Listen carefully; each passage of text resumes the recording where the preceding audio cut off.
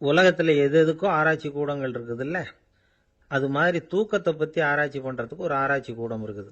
அப்படி ஆராய்ச்சி பண்ணணும்னா அதுக்கு மூழ்கிக்கிட்டு இருக்கணும்ல. அதனால தான் அந்த ஆராய்ச்சி கூடம் இங்கே இல்லை. அமெரிக்காவில் பாஸ்டன் பல்கலைக்கழக மருத்துவமனையில் அது இருக்குது. அங்கே தூக்கத்தை பற்றி பலவிதமான ஆராய்ச்சிகள் பண்ணிகிட்டு இருக்கிறாங்க.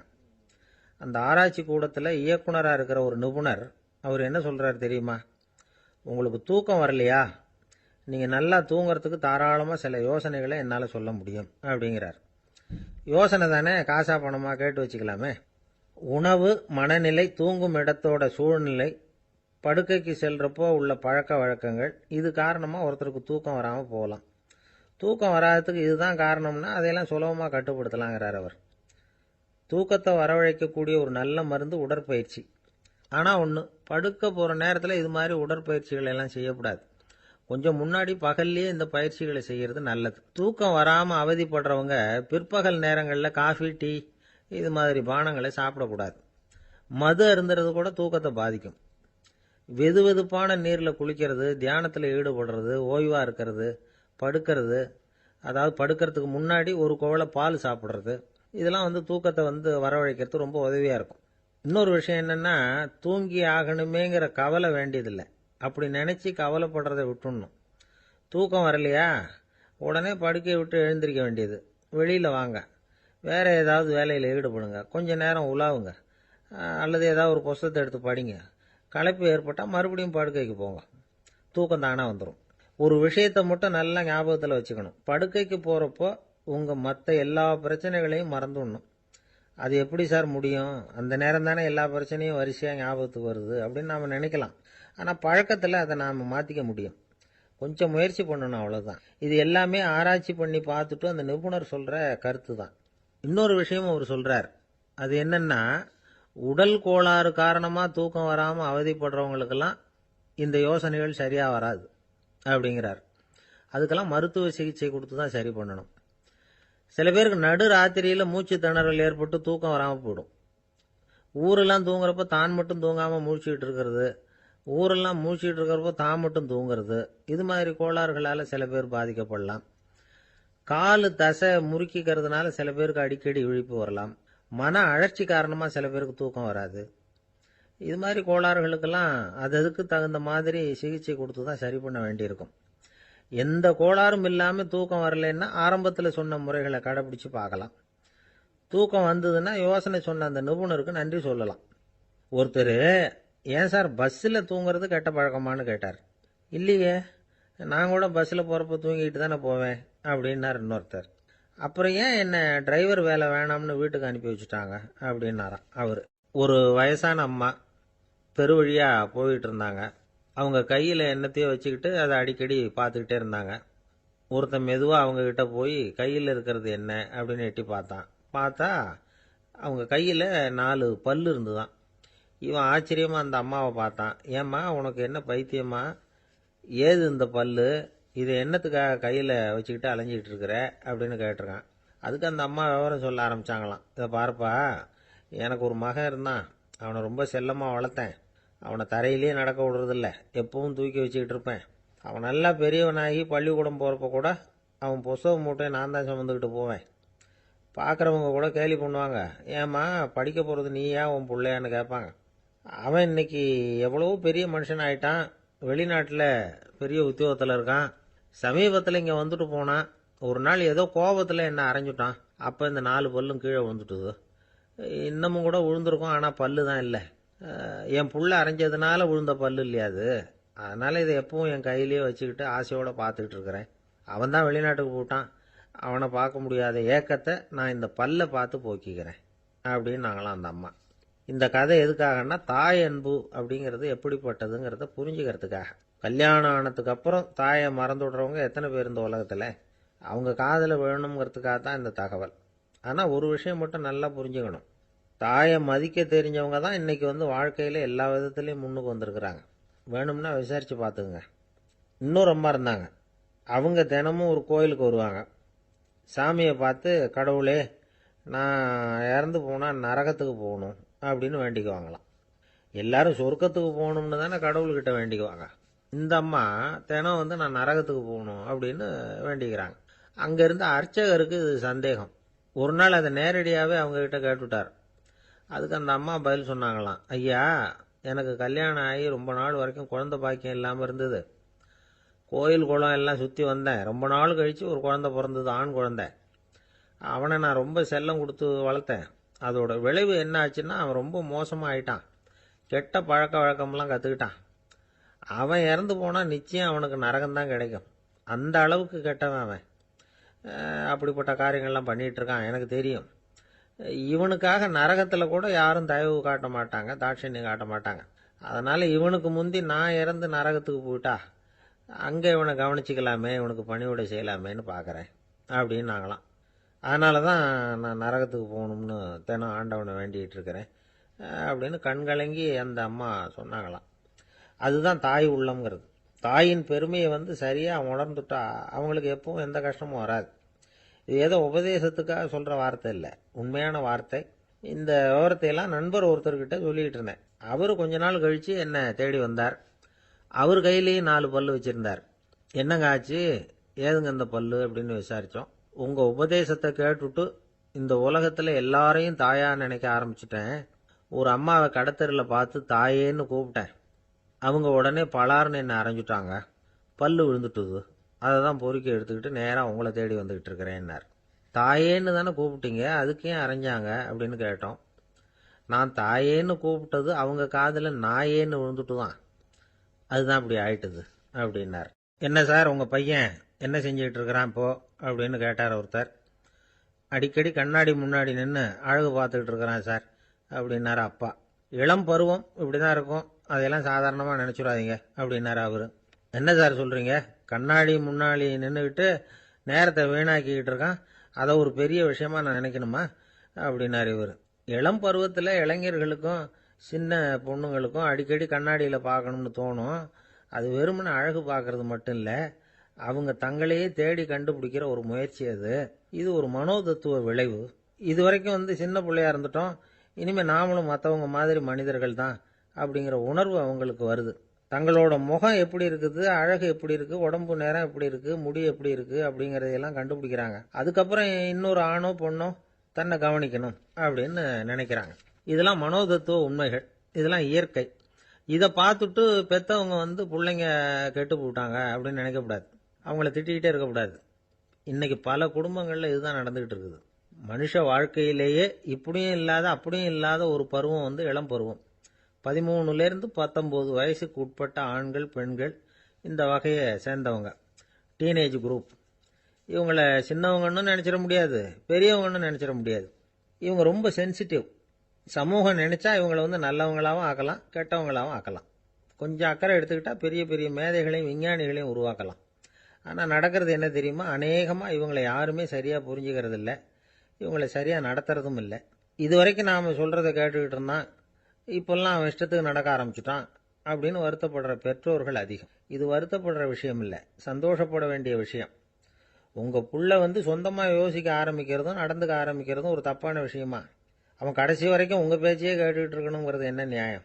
இன்னைக்கு இளைஞர்களை பெரியவங்க தப்பாக புரிஞ்சுக்கிட்டு தவறாக நடத்துறதுனால தான் அவங்களுக்கு வெறுப்பு, எரிச்சல், மனக்கசப்பு எல்லாம் உண்டாகுது. பெற்றவங்க சரியாக மதிக்கிறது இல்லை அப்படிங்கிற ஒரே காரணத்தினாலேயே வீணா போகிற பிள்ளைங்க இன்னைக்கு அதிகம். சரி, பெற்றவங்களுக்கு இன்னைக்கு என்னதான் புத்தி சொல்ல வர்றீங்க அப்படின்னு கேட்குறீங்களா? நாம எதையும் சொல்ல வரல, ஆனால் அது சம்பந்தமான சில நிபுணர்கள் சொல்லியிருக்கிறத உங்கள் காதில் போட்டு வைக்கலாம். அது என்னன்னா, பிள்ளைங்க கிட்ட அன்பு செலுத்துங்க. குழந்தையா இருந்தப்போ எவ்வளவு பாசமாக இருந்தீங்க, வளர வளர அதை ஏன் குறைச்சிக்கிறீங்க? பெற்றவங்களின் அன்பான வார்த்தைகளுக்கு ஏங்குறவங்க தான் இன்றைய இளைஞர்கள். அவங்க எதை சொன்னாலும் அதை அக்கறையாக காது கொடுத்து கேளுங்க, அலட்சியப்படுத்தாதீங்க. அவங்க விரும்புறது உங்ககிட்ட இருந்து ஒரு மதிப்பு, மரியாதை, அங்கீகாரம், இவ்வளவுதான். அவங்க அவங்களாவே முடிவுகள் எடுக்கட்டும், அதுக்கு நீங்கள் உதவியா இருங்க, அது போதும். மற்றவங்க முன்னாடி, முக்கியமாக அவங்க நண்பர்கள் முன்னாடி அவங்கள பற்றி மட்டமாக பேசாதீங்க. அவங்கக்கிட்ட பொய் சொல்லக்கூடாது. நீங்கள் சொன்னது பொய்ன்னு தெரிஞ்சு போச்சுன்னா உங்கள் பேரில் அவங்களுக்கு இருக்கிற மதிப்பு போயிடும், நம்பிக்கை போயிடும். அவங்களுக்கு முன்னாடி நீங்கள் சண்டை போடக்கூடாது. உங்கள் பிள்ளைய எப்பவும் இன்னொரு பிள்ளையோட ஒப்பிட்டு பேசுகிற வேலையே வேணாம். கூட பிறந்த மற்றவங்களோட கூட ஒப்பிடக்கூடாது. இப்படி செஞ்சால் அவன் உங்ககிட்டையும் பிரியமாக இருக்க மாட்டான், அவங்ககிட்டையும் பிரியமாக இருக்க மாட்டான். புள்ள எங்கே போகிறான், என்ன பண்ணுறான் அப்படின்னுலாம் துப்பறிஞ்சிக்கிட்டு இருக்கக்கூடாது. இளைஞர்கள் தனிமையை விரும்புகிறவங்க. அவங்கள வந்து பெட்டியில் வச்சு மூடி பாதுகாக்கணும்னு நினைக்கக்கூடாது. அவங்கள எப்படி பாதுகாக்கிறது அப்படிங்கிறது அவங்களுக்கே தெரியும். உங்கள் புள்ள எப்படி நடந்துக்கணும்னு நீங்கள் எதிர்பார்க்குறீங்களோ அது மாதிரி நீங்கள் நடந்து காட்டுங்க, அது போதும். ஒரு வீட்டில் அப்பாவும் அம்மாவும் பேசிக்கிட்டு இருக்கிறாங்க.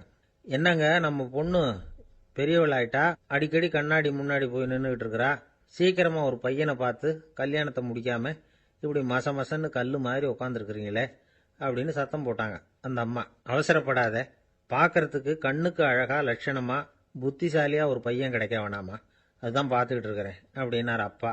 இதுக்கு அந்த அம்மா சொல்றாங்க, எங்க அப்பா இப்படியெல்லாம் நினைச்சுக்கிட்டு இருந்திருந்தா எனக்கு கல்யாணமே ஆயிருக்காது தெரியுமா அப்படின்னாங்களாம். திபேத் நாட்டில் புத்த மடாலயங்கள் நிறைய உண்டு. அதுக்கு ஒரு தலைமையகமும் உண்டு. அது வந்து இந்த திபேத் தலைநகரம் லாசாவில் இருக்குது. ரொம்ப காலத்துக்கு அப்பால் அதை பற்றிலாம் நிறைய விவரங்கள் எழுதி வச்சிருக்கிறாங்க. அது இப்போவும் நமக்கு கிடைக்குது. அதாவது ரொம்ப தூரத்துக்கு அந்தாண்ட மலைகளுக்கு நடுவில் ஒரு கிளை மடாலயம். அந்த மடத்தின் தலைவருக்கு வயசாயிட்டு தான். அதனால் தலைமை பொறுப்பை வந்து வேற ஒருத்தர்கிட்ட ஒப்படைக்கலாம் அப்படின்னு முடிவு பண்ணாராம். உடனே ஒரு லாமாவை கூப்பிட்டார். அவர் மூலமாக தலைமை மடாலயத்துக்கு செய்தி அனுப்புனார், பொருத்தமான வாரிசு ஒருத்தரை அனுப்பி வைக்கும்படியாக. அந்த வாலிப லாமா புறப்பட்டார். காடு மேடெல்லாம் நடந்து போகிறார். ரொம்ப நாள் கழித்து தலைமை பீடத்தை அடைஞ்சார். தலைமை குரு கிட்ட விவரத்தை சொன்னார். தகுதியான ஒருத்தரை அனுப்பி வச்சா அழைச்சிட்டு போகிறேன் அப்படின்னார். சரி, நாளைக்கு காலையில் நீங்கள் அவங்க எல்லாரையும் அழைச்சிட்டு போகலாம்னார் அவர். அவங்க எல்லாரையுமா? அங்கே தேவைப்படுறது ஒருத்தர் தானே அப்படின்னார் இவர். ஆமான்னார். அப்புறம் ஏன் எல்லாரையும் அழைச்சிட்டு போக சொல்கிறீங்கன்னார். அது இப்போ உனக்கு புரியாது. நான் ஒரு 100 பிக்குகளை அனுப்புகிறேன், அதாவது பிட்சுகளை. அவ்வளவு பேரையும் அங்கே வச்சு சமாளிக்க முடியாது அப்படின்னார் இவர். இருந்தாலும் இப்போ அந்த தலைமை குரு என்ன சொன்னார்னா, அதை பற்றி கவலைப்படாத, நான் வந்து 100 பேரை அனுப்புகிறேன். அதில் 99 பேர் வழியிலேயே காணாமல் போடுவாங்க, ஒருத்தன் மட்டும்தான் வருவான். அவனும் அங்கே வந்து சேர்ந்துட்டானா நீ ரொம்ப கொடுத்து வச்சவன் அப்படின்னார். இவருக்கு ஒன்றும் புரியல. இருந்தாலும் மறுநாள் அந்த வாலிப லாமா 100 பேரை அழைச்சிட்டு புறப்பட்டார். போகிற வழியிலேயே பல பேர் அங்கங்கே பிச்சுக்கிட்டு போயிட்டாங்க. அவர் சொன்னது மாதிரியே. வழியில் அவங்க ஊர்கள் இருந்தது தான் காரணம். அப்பா அம்மாவை பார்த்துட்டு வரேன் அப்படின்னு கொஞ்சம் பேர் போனாங்க. சொந்த பந்தத்தை பார்த்துட்டு வரேன் அப்படின்னு கொஞ்சம் பேர். ஒரு வாரம் ஆச்சு. இப்போ மிஞ்சினது 10 பேர் தான். வழியில் ஒரு நகரம். அங்கே சில பிட்சுக்கள் வந்து சந்தித்தாங்க. எங்கள் மடத்து தலைவர் இறந்துட்டார், உங்களில் யாராவது ஒருத்தர் எங்களுக்கு தலைவராக முடியுமா அப்படின்னு கேட்டாங்க. 10 பேரும் தயார். அதில் ஒருத்தரை அழைச்சிட்டு அவங்க போயிட்டாங்க. இன்னொரு ஊரில் சில பேர் வந்தாங்க, வழிமறிச்சாங்க. நில்லுங்க, எங்கள் மன்னர் மகளுக்கு திருமணம், அதை நடத்தி வைக்க 3 லாமாக்கள் தேவை அப்படின்னாங்க. இப்படி கொஞ்சம் கொஞ்சமாக எல்லாரும் காலி. கடைசியில் 2 பேரும் மிஞ்சினாங்க. அங்கே ஒரு இளம்பெண் எதிரில் வந்தா. எங்கள் அப்பா வேட்டைக்கு போயிருக்கிறாரு, இன்னும் திரும்பி வரல. வீட்டில் வேறு யாரும் இல்லை, தனியாக இருக்க பயமாக இருக்குது, யாராவது ஒருத்தர் எனக்கு துணையாக இருக்கணும் அப்படின்னு கேட்டுக்கிட்டா. எங்கள் 2 பேரில் நீயே ஒருத்தரை தேர்ந்தெடுத்துக்கோ, இல்லைன்னா எங்களுக்குள்ளே சண்டை வந்துடும் அப்படின்னாங்க. இப்போ மிஞ்சினவர் ஒருத்தர். அவருக்கும் ஒரு சோதனை வந்தது. ஒரு தர்க்கவாதி எதிரில் வந்தான். உன்னோட வாதம் பண்ணணும்னா. இவனோட வாதம் பண்ணுறேன், அது முடிய ரொம்ப காலம் ஆகலாம். தர்க்கத்தில் நான் ஜெயிச்சா அங்கே வரேன், இல்லைன்னா இவருடைய சீடனை ஆயிடுவேன் அப்படின்னார் அவர். கடைசியாக அழைக்க வந்த வாலிபலாமா மட்டும் வெறும் கையோடு திரும்பி போனார். அங்கே இருந்த வயசான மடாதிபதி கேட்டார், எத்தனை பேர் அங்கேருந்து புறப்பட்டீங்கன்னார். என்னையும் சேர்த்து 101ன்னார் அவர். நல்லது, நீயாவது திரும்பி வந்தியே, அதுதான் எனக்கு போதும். ஏன்னா நீ தான் எனக்கு உண்மையான வாரிசு. அந்த 100 பேரில் யாரும் வரமாட்டாங்க அப்படின்னார் அவர். ஏன்னா அவருக்கு தெரியும் இவர் ஒருத்தர் தான் திரும்பி வருவாருங்கிறது. திபேத்தில் ஒரு பழங்கால பழமொழி உண்டாம், 100 பேர் செல்லலாம், எப்பொழுதாவது ஒருவன் அபூர்வமாக அடைய வேண்டிய இடத்தை அடைவான். இதுதான் அந்த பழமொழி. ஒரு உன்னதமான இலக்கை அடையணும்னா அது அவ்வளவு சுலபமான காரியம் இல்லை. இந்த காலத்து மடாலயம் ஒன்று, அதில் ஒரு தலைவர், அவருக்கு வயசாயிட்டுது, தனக்கு ஒரு வாரிசை நியமிக்கணும் அப்படின்னு ஆசைப்பட்டார். ரொம்ப கஷ்டப்பட்டு ஒருத்தரை பிடிச்சார். தனக்கு வாரிசாக நியமிச்சுட்டு அவர் சமாதி ஆயிட்டார். புதுசாக பொறுப்பேற்றுக்கிட்டவர் அப்படியே உட்காந்துருந்தார். அவரை தேடிட்டு பத்திரிகை நிருபர்கள்லாம் வந்தாங்க, கேட்டாங்க. அவர் உங்கள் பொறுப்பில் வந்து அவர் பெரியவர் விட்டுட்டு போன இது எவ்வளவு சுமாராக தேரும், எவ்வளவு விட்டுட்டு போனார் அப்படின்னு கேட்டிருக்கிறாங்க. அது என்ன ஒரு 50 லட்சம் இருக்கும் அப்படின்னாராம். அவ்வளவும் பணமா அப்படின்னு கேட்டிருக்காங்க. இல்லைங்க, கடன் அப்படின்னாராம் இவர். ஒரு தடவை கலைவாணர் NS கிருஷ்ணன் பேராசிரியர் கல்கியை சந்திச்சு பேசிக்கிட்டு இருந்தாராம். கலைவாணர் கல்கியை பார்த்து, எனக்கு கதை எழுத ஆசையா இருக்கு, எப்படி எழுதுறதுன்னு கேட்டாராம். கதை எழுதுறதுக்கு 4 மை வேணும்னாராம் கல்கி. அப்படியா, அப்படின்னா என்னென்ன கலர் மை அப்படின்னு கேட்டிருக்காரு கலைவாணர் சிரிச்சுக்கிட்டே. நான் சொன்னது கலர் மை இல்லை, அது வேற மை. அதாவது கதை எழுதுறதுக்கு தேவைப்படுகிற 4 மை எதுன்னா, 1 திறமை, 2 பேணாமை, 3வது தனிமை, 4வது பொறுமை அப்படின்னாராம். உடனே கலைவாணர், உங்க யோசனை அருமை அப்படின்னாராம். அதுதான் கலைவாணர். பொதுவாக எழுத்தாளர்கள் எழுதுகிற மாதிரி நடந்துக்கிறது இல்லை. ஆனால் கலைவாணர் என்ன சொல்லுவாரோ அதே மாதிரி நடந்துக்குவார். எல்லாருக்கும் எல்லாம் கிடைக்கணுங்கிற கருத்தை சினிமா படங்களில் வலியுறுத்துவார். அதே மாதிரி நடைமுறை வாழ்க்கையிலேயும் எல்லாருக்கும் எல்லாமும் கொடுப்பார். பணம், பதவி, புகழ் இப்படி எதுவுமே இல்லாத ஒரு சாதாரண மனுஷனா இருந்தா கூட இவர் மனுஷனுக்கு கொடுக்குற மரியாதையில கொஞ்சமும் குறைச்சல் இருக்காது. இந்த குணம் சாதாரணமா எல்லாருக்கும் இருக்கிறது இல்லை. அவரு சினிமா தியேட்டருக்கு போய் சினிமா பார்க்கறது வழக்கம். அவர் வந்திருக்கிறாருங்கிறது தெரிஞ்சா போதும், வெளியில பிச்சைக்காரங்க வந்து கூடிடுவாங்க. இது அவருக்கு தெரியும். வெளியில நம்மளை நம்பி ஒரு கூட்டம் காத்துக்கிட்டு இருக்குமேன்னு நினைப்பார்.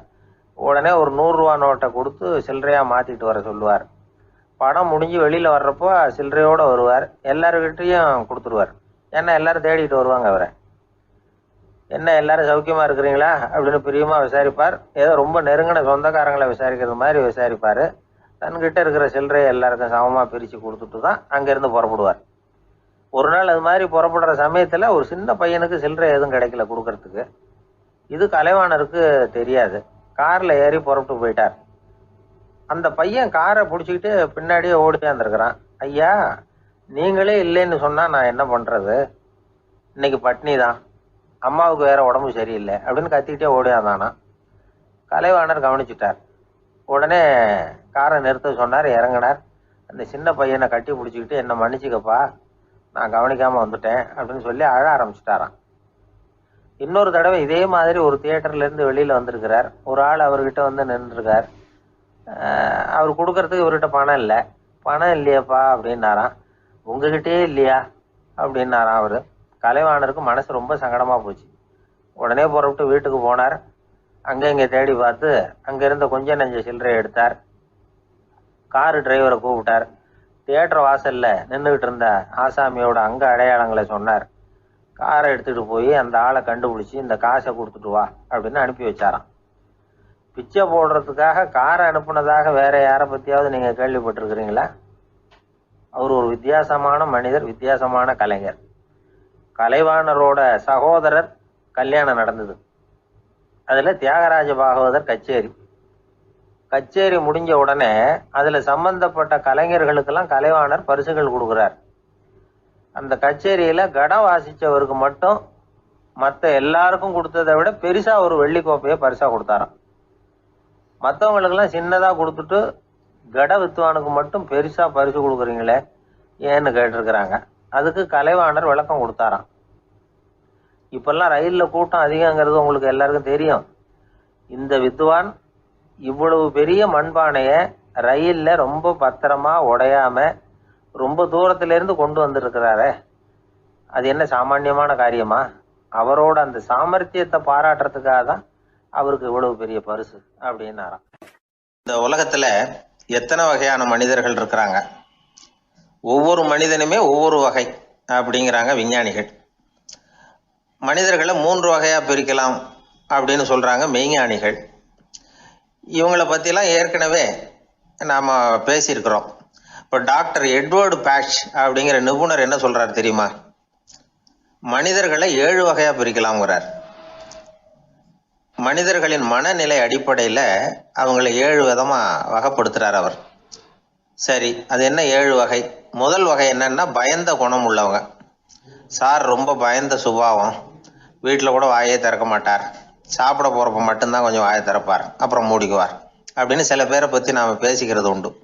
இவங்கெல்லாம் இந்த வகை, அதாவது பயந்த குணம் உள்ளவர்கள் அப்படிங்கிற முதல் வகை.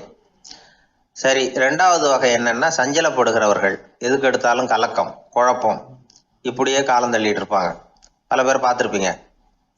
அவங்கெல்லாம் இந்த வகை.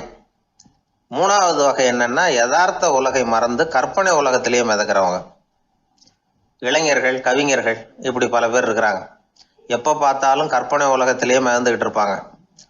கிட்டத்தில் போய் என்னங்க ஒரு மாதிரியா இருக்கிறீங்க அப்படின்னு கேட்டு பாருங்க, அவங்களெல்லாம் ஏதோ ஒரு அற்ப புழுவை பார்க்கறது மாதிரி அவங்கள பார்ப்பாங்க. அதுவும் அந்த வானத்து நிலாவை பாருங்கள், அது என்னை வா வான்னு கூப்பிடுது, எனக்கு சீக்கிரத்தில் ஒரு நாள் சிறகுகள் முளைக்கும், சிறகடித்து வானத்தில் பறந்து போவேன், அந்த செல்ல நிலாவை கொஞ்சிவிட்டு வருவேன், இப்படிலாம் பேசிக்கிட்டு இருப்பாங்க. கொஞ்சிறது அப்புறம் இருக்கட்டும், இப்போ கஞ்சிக்கு வழியே பாருப்பா அப்படின்னா அதை காதில் வாங்க மாட்டாங்க. நாம் ஏதோ இந்த உலகத்தை அனுபவிக்க தெரியாதவர்கள் மாதிரி நம்மளை அவங்க கவனிப்பாங்க. இப்படி ஒரு ரகம். நாலாவது வகை மனிதர்கள் எப்படின்னா, இவங்க தனிமை உணர்வு மிக்கவர்கள். இவங்க மற்றவங்களோட இயல்பாக நெருங்கி பழகிறதில்ல, தான் உண்டு தன்னுடைய வேலை உண்டுன்னு இருந்துட்டு போகிறவங்க. அடுத்த வீட்டில் இருக்கிறவர் யார் அப்படின்னு கேட்டால் கூட அடுத்த வீடுன்னு ஒன்று இருக்கா அப்படிங்கிறது மாதிரி நம்ம முகத்தை பார்ப்பாங்க. அவங்ககிட்ட மேற்கொண்டு நாம் என்னத்தை பேச முடியும்? இப்படி ஒரு வகை. ஐந்தாவது வகை மனிதர்கள் எப்படின்னா, இவங்க மற்றவங்க செல்வாக்குக்கு உட்பட மறுப்பவர்கள். அடுத்தவங்களோட செல்வாக்குக்கு இவங்க ஆட்படுறதில்ல. நான் யார் தெரியுமான்னு கேட்டால் அதை தெரிஞ்சுட்டு எனக்கு என்ன ஆக போகுதும்பாங்க. இவங்கெல்லாம் அந்த ரகம். ஆறாவது வகை மனிதர்கள் எப்பவும் எதுலேயும் பற்றில்லாமல் இருக்கிறவங்க. இது ஒரு துறவு மனப்பான்மை. இயல்பாகவே சில பேர் இப்படி உண்டு, அவங்களுக்கு எதுலேயும் ஒரு ஈடுபாடு இருக்காது. அப்படிப்பட்டவங்கெல்லாம் ஆறாவது வகை. ஏழாவது வகை மனிதர்கள் மற்றவங்க கவலையை தன்னுடையதாக ஆக்கிக்கிட்டு கவலைப்படுறவங்க. இவங்கெல்லாம் மகாத்மாக்கள். தாம் வேறு அடுத்தவங்க வேறு அப்படிங்கிற எண்ணம் இவங்களுக்கு வர்றதில்லை. அதனால் அடுத்தவங்களுக்கு ஒரு துன்பம் வந்ததுன்னா இவங்களால சும்மா இருக்க முடியறதில்ல. ஆகக்கூடி இப்படி 7 விதமான மனிதர்களை அடையாளம் காட்டுறார் அந்த நிபுணர். இதில் நாம் எந்த வகையில் வர்றோம் அப்படிங்கிறத நாம தான் அடையாளம் கண்டுபிடிக்கணும். எனக்கு தெரிஞ்ச ஒரு மனிதர் உண்டு. அவர் ஒரு வித்தியாசமான வகை. எதையும் நடைமுறை சாத்தியமாக சிந்திக்கிறவர். எப்பவும் அடுத்தவங்களும் நல்லா இருக்கணும், நாமும் நல்லா இருக்கணும் அப்படின்னு ஆசைப்படுறவர். அவருக்கு ஒரு சமயம் திடீர்னு உடம்பு சுகம் இல்லாமல் போயிட்டுது.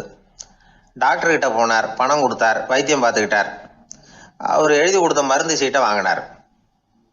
ஒரு மருந்து கடைக்கு போனார், பணம் கொடுத்தார், மருந்து வாங்கினார். அதை எடுத்துகிட்டு வீட்டுக்கு வந்தார்.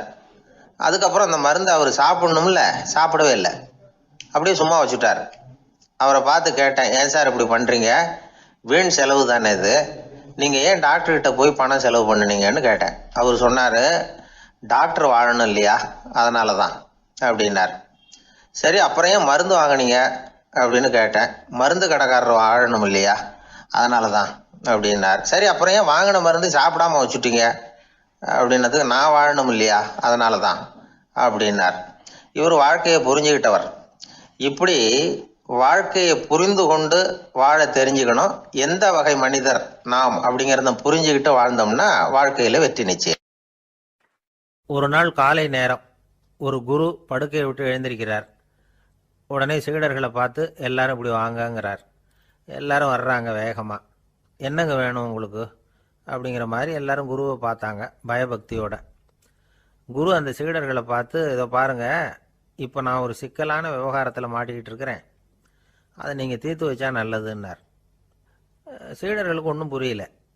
என்ன இது இவர் இப்படி சொல்கிறாரு, நமக்குள்ள எல்லா விவகாரங்களையும் தீர்த்து வைக்கிறவர் நம்ம குருநாதர், அவருடைய விவகாரத்தை நாம் தீர்த்து வைக்கிறதா, ஆச்சரியமாக இருக்குதே, குருநாதருக்கே சிக்கலா அப்படின்னு யோசனை பண்ண ஆரம்பித்தாங்க. இருந்தாலும் ரொம்ப பணிவாக கேட்டாங்க, சுவாமி உங்களுக்கே சிக்கலா, இந்த உலகத்து சிக்கல்களுக்கும் சிரமங்களுக்கும் அப்பாற்பட்டவர் அல்லவா தாங்கள், அப்படிப்பட்ட உங்களுக்கு சிக்கல்னா அது எப்படி அப்படின்னாங்க. எனக்கு ஏற்பட்டிருக்கிற சிக்கல் அவ்வளவு பெருசு, ரொம்ப பெரிய விவகாரம் அது அப்படின்னார் குரு. கொஞ்சம் விவரமாக சொல்லுங்க அப்படின்னாங்க இவங்க. இப்போ அந்த குரு விவரத்தை சொன்னார். அதாவது நேற்று ராத்திரி நான் ஒரு கனவு கண்டேன். அந்த கனவில் நான் ஒரு பட்டாம்பூச்சியாக மாறிட்டேன். அப்படி மாறி ஒவ்வொரு மலராக பறந்து போய் உட்காந்து தேன் சாப்பிட்டேன் அப்படின்னார். சீடர்கள் இதை கேட்டதும் ரொம்ப திகைச்சு போயிட்டாங்க. என்ன இது, இது ஒரு பெரிய பிரச்சனையா? ஒரு சாதாரண கனவு கண்டதுக்காகவா இந்த காலை வேளையில் நம்மளையெல்லாம் குருநாதர் இவ்வளவு அவசரமாக கூப்பிட்டுருக்கார் அப்படின்னு நினச்சாங்க. இருந்தாலும் கேட்டாங்க, இதில் என்ன சிக்கல் சுவாமி? கனவுங்கிறது எல்லாருக்கும் வரத்தானே செய்யும் அப்படின்னார் ஒரு சீடர். சீடர்களே, பிரச்சனை அது இல்லை.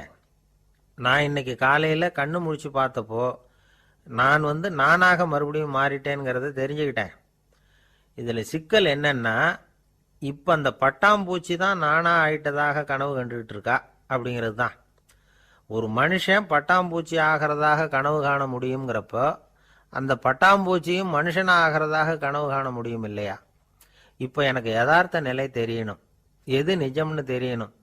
நேற்று ராத்திரி நான் கண்டது கனவா, அல்லது இது பட்டாம்பூச்சி கண்டுகிட்டு இருக்கிற கனவா? இதுதான் குரு கேட்ட கேள்வி. இதை கேட்டதும் சீடர்கள் ரொம்ப குழம்பி போயிட்டாங்க. சுவாமி, இது வரைக்கும் நாங்கள் தூங்குறப்ப பார்க்கறது கனவுன்னும் மூழ்கிட்டு இருக்கிறப்ப பார்க்கறது நனவுன்னு நம்பிக்கிட்டு இருக்கிறோம். இப்போ எங்களை ரொம்ப குழப்பிட்டீங்க, இதுக்கு பதில் சொல்ல எங்களுக்கு சக்தி இல்லை அப்படின்னு சொல்லிவிட்டாங்களாம். அதுக்கப்புறம் அந்த குரு சொன்னாராம், நினைவு தான் முக்கியமான அம்சம். முடிவு கட்டம்னா பகலின் நினைவுகளை விட இரவின் கனவுகளே ரொம்ப உண்மை. ஒருத்தன் தூங்க போனால் தூங்கிக்கிட்டே இருந்தால் அவன் காணும் கனவு பொய்ங்கிறத அவன் உணர மாட்டான். ஒவ்வொரு கனவும் காணும் பொழுது அது ரொம்ப உண்மையாக தான் தெரியுது. ஒரு கனவு கூட உண்மை இல்லைன்னு கனவுல தோன்றுவதே இல்லை அப்படின்னார் குரு. அகில வாழ்வு அத்தனையும் சொற்பனம் கண்டாய் அப்படிங்கிறார் தாயுமானவர். ஆகையினால நம்ம கனவுலேருந்து நாம் என்னைக்கு முழிச்சிக்க போகிறோம் அப்படிங்கிறது தான் ஒரு முக்கியமான கேள்வி. ஒருத்தர் வந்தார், காலில் கட்டோடு வந்தார். என்னங்க காலில் கட்டுன்னு? சார், நேற்று ராத்திரி தூக்கத்தில் எங்கள் வீட்டு கூரையில் ஏணியை சாத்தி வச்சு இறங்கினப்போ வழுக்கி விழுந்து காலை உடச்சிக்கிட்டேன்னார். உங்கள் வீட்டில் தான் ஏணியே கிடையாது சார் அப்படின்னு. உண்மைதான் சார், நான் கீழே விழுந்து முழிச்சுக்கிட்டதுக்கு அப்புறம் தானே ஏணி இல்லைங்கிறது எனக்கு ஞாபகம் வந்தது அப்படின்னார். இப்போ மேலே எனக்கு அளவு கடந்த அன்பு அப்படின்னு யாராவது சொன்னால் அதை அலட்சியமாக நினச்சிடக்கூடாது. அது கொஞ்சம் சீரியஸான விஷயம். அளவுக்கு மிஞ்சினா எதுவுமே இடைஞ்சல் தானே. அன்பும் அப்படி தான். அன்பு அதிகமாக இருந்தால் அது எப்படி கெடுதல் பண்ணும் அப்படிங்கிற சந்தேகம் உங்களுக்கு வரலாம். தசரதன் கதை என்னாச்சு? கைகேயி மேலே வச்ச அளவு கடந்த அன்பு ராமன் காட்டுக்கு போகிறாப்புல ஆயிட்டுதில்ல. தசரதன் எப்பேற்பட்ட அரசன்? விஸ்வாமித்திரர் சொல்கிறார், என்ன மாதிரி முனிவர்களுக்கும் தேவர்களுக்கும் ஏதாவது கஷ்டம் வந்தால் முதல்ல முருகன் கிட்ட போவோம், அப்புறம் பரமசிவனை போய் பார்ப்போம், அதுக்கப்புறம் திருமால்கிட்ட போவோம், அப்புறம் பிரம்மன் இந்திரன் இவங்களையெல்லாம் போய் பார்ப்போம். இவங்களாலையெல்லாம் முடியலன்னா கடைசியில் அயோத்திக்கு வருவோங்கிறார். உன்னை விட்டால் வேற கதி உண்டோ அப்படின்னு தசரதனை பார்த்து விஸ்வாமித்திரரே சொல்கிறார். அப்பேற்பட்ட அரசன் தசரதன் கைகேயி காலில் விழறான். உன் பாதங்களை தொட்டு கெஞ்சி கேட்டுக்கிறேன், ராமனை காட்டுக்கு அனுப்பாதேங்கிறான். தசரதனுடைய இந்த நிலைமைக்கு என்ன காரணம்? அவன் கைகேயி மேலே வச்ச அளவு கடந்த அன்பு தான் காரணம். இப்போ சொல்லுங்க, அன்பாக இருந்தாலும் அது அளவுக்கு மீறி போனால் கெடுதல் பண்ணுமா பண்ணாதா? அது மட்டும் இல்லை, அளவு கடந்த அன்பு நீதிக்கும் நியாயத்துக்கும் புறம்பான காரியங்களையும் செய்ய வச்சிரும். தசரதன் மிகச்சிறந்த நீதிமான், தர்மத்துக்கு விரோதமாக ஒரு காரியமும் செய்யாதவன். அப்பேற்பட்டவன் தன்னுடைய மனைவியை பார்த்து என்ன சொல்கிறான் தெரியுமா? உனக்காக நான் என்ன செய்யணும்னு சொல்லு செய்கிறேன், ஒரு குற்றமும் செய்யாத ஒருத்தனை கொல்லணுமா கொல்றேன், மரண தண்டனை விதிக்கப்பட்ட ஒருத்தனை விடுதலை செய்ய சொல்றியா செய்கிறேன், எந்த பிச்சைக்காரனையாவது கோடீஸ்வரனாக சொல்றியா ஆக்குறேன், அல்லது கோடீஸ்வரனை பிச்சைக்காரன் ஆக்கணுமா ஆக்குறேன் அப்படிங்கிறான்.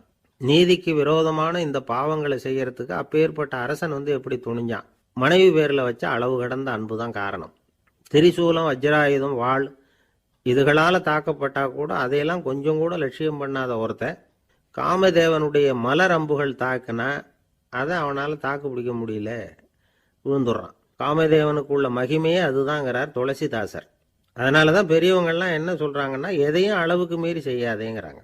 அப்பா, அம்மா, மனைவி, மக்கள் எல்லார் பேர்லேயும் அன்பு அவசியம்தான். ஆனால் அந்த அன்பு அறிவுக்கு புறம்பாக இருக்கக்கூடாது, அளவுக்கு மீறி இருக்கக்கூடாது. அப்போ தான் வாழ்க்கை சுகமாக இருக்கும், இல்லைன்னா அவஸ்தை தான். அளவுக்கு மீறின அன்புங்கிறது புரியுது, அது சரி. அறிவுக்கு புறம்பான அன்புங்கிறது எப்படி? ஒரு தாய்க்கு ஜலதோஷம் அல்லது ஏதோ ஒரு தொற்று நோயின்னு வச்சுங்களேன். அந்த அம்மாவுக்கு தன்னுடைய குழந்தை பேரில் அளவு கடந்த அன்பு. தனக்கு நோய் இருக்குது, அது அடுத்தவங்களுக்கு தொற்றக்கூடியது அப்படின்னு தெரிஞ்சிருந்தோம் அன்பை காட்டுறதுக்காக அந்த குழந்தைக்கு முத்தம் கொடுக்குறேன்னு தூக்கி வச்சுக்கிட்டு கொஞ்சம் ஆரம்பிச்சதுன்னு வச்சுக்கோங்க, அது நல்லா இருக்குமா? இதுதான் அறிவுக்கு புறம்பான அன்புங்கிறது. அது மாதிரி விலங்குகள்கிட்ட அன்பாயிருன்னு சொல்கிறோம். அதுக்காக புலிக்கு முத்தம் கொடுக்க முடியுமா? அப்படி கொடுத்தா அது அறிவுக்கு புறம்பான அன்பு. அதனால் அன்பு கூட அறிவுபூர்வமாக இருக்கணும் அப்படிங்கிறத இன்னைக்கு தகவல் மூலமாக நாம் புரிஞ்சுக்கணும். இந்த காலத்து காதலன் தன்னுடைய காதலிகிட்ட சொன்னானாம், இதை பாரு, உன் பேரில் எனக்கு அளவு கடந்த அன்பு, உனக்காக என்ன செய்யணும் சொல்லு செய்கிறேன், நெருப்பில் நடக்கணுமா நடக்கிறேன், நீரில் குதிக்கணுமா குதிக்கிறேன், உயிரையே கொடுக்கணுமா கொடுக்குறேன் அப்படின்னா. சரி, வர்ற ஞாயிற்றுக்கிழமை சாயந்தரம் 6 மணிக்கு இதே இடத்துக்கு வாங்க அப்படின்னு அந்த பொண்ணு.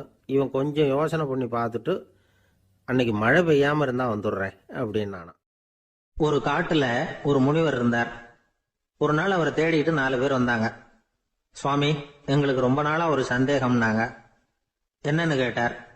இந்த உலகத்தில் எவ்வளவோ காரியங்கள் நடக்குது, எது நியாயம் எது அநியாயம் அப்படின்னு புரிஞ்சுக்க முடியலன்னாங்க. அது யாராலையும் புரிஞ்சுக்க முடியாதுன்னார் முனிவர். வந்தவங்களுக்கு ஆச்சரியமா போச்சு, ஒரு மாதிரியா பார்த்தாங்க. இதை முனிவர் கவனிச்சார். சரி, புறப்படுங்க என்னோடன்னார். எங்கன்னு கேட்டாங்க.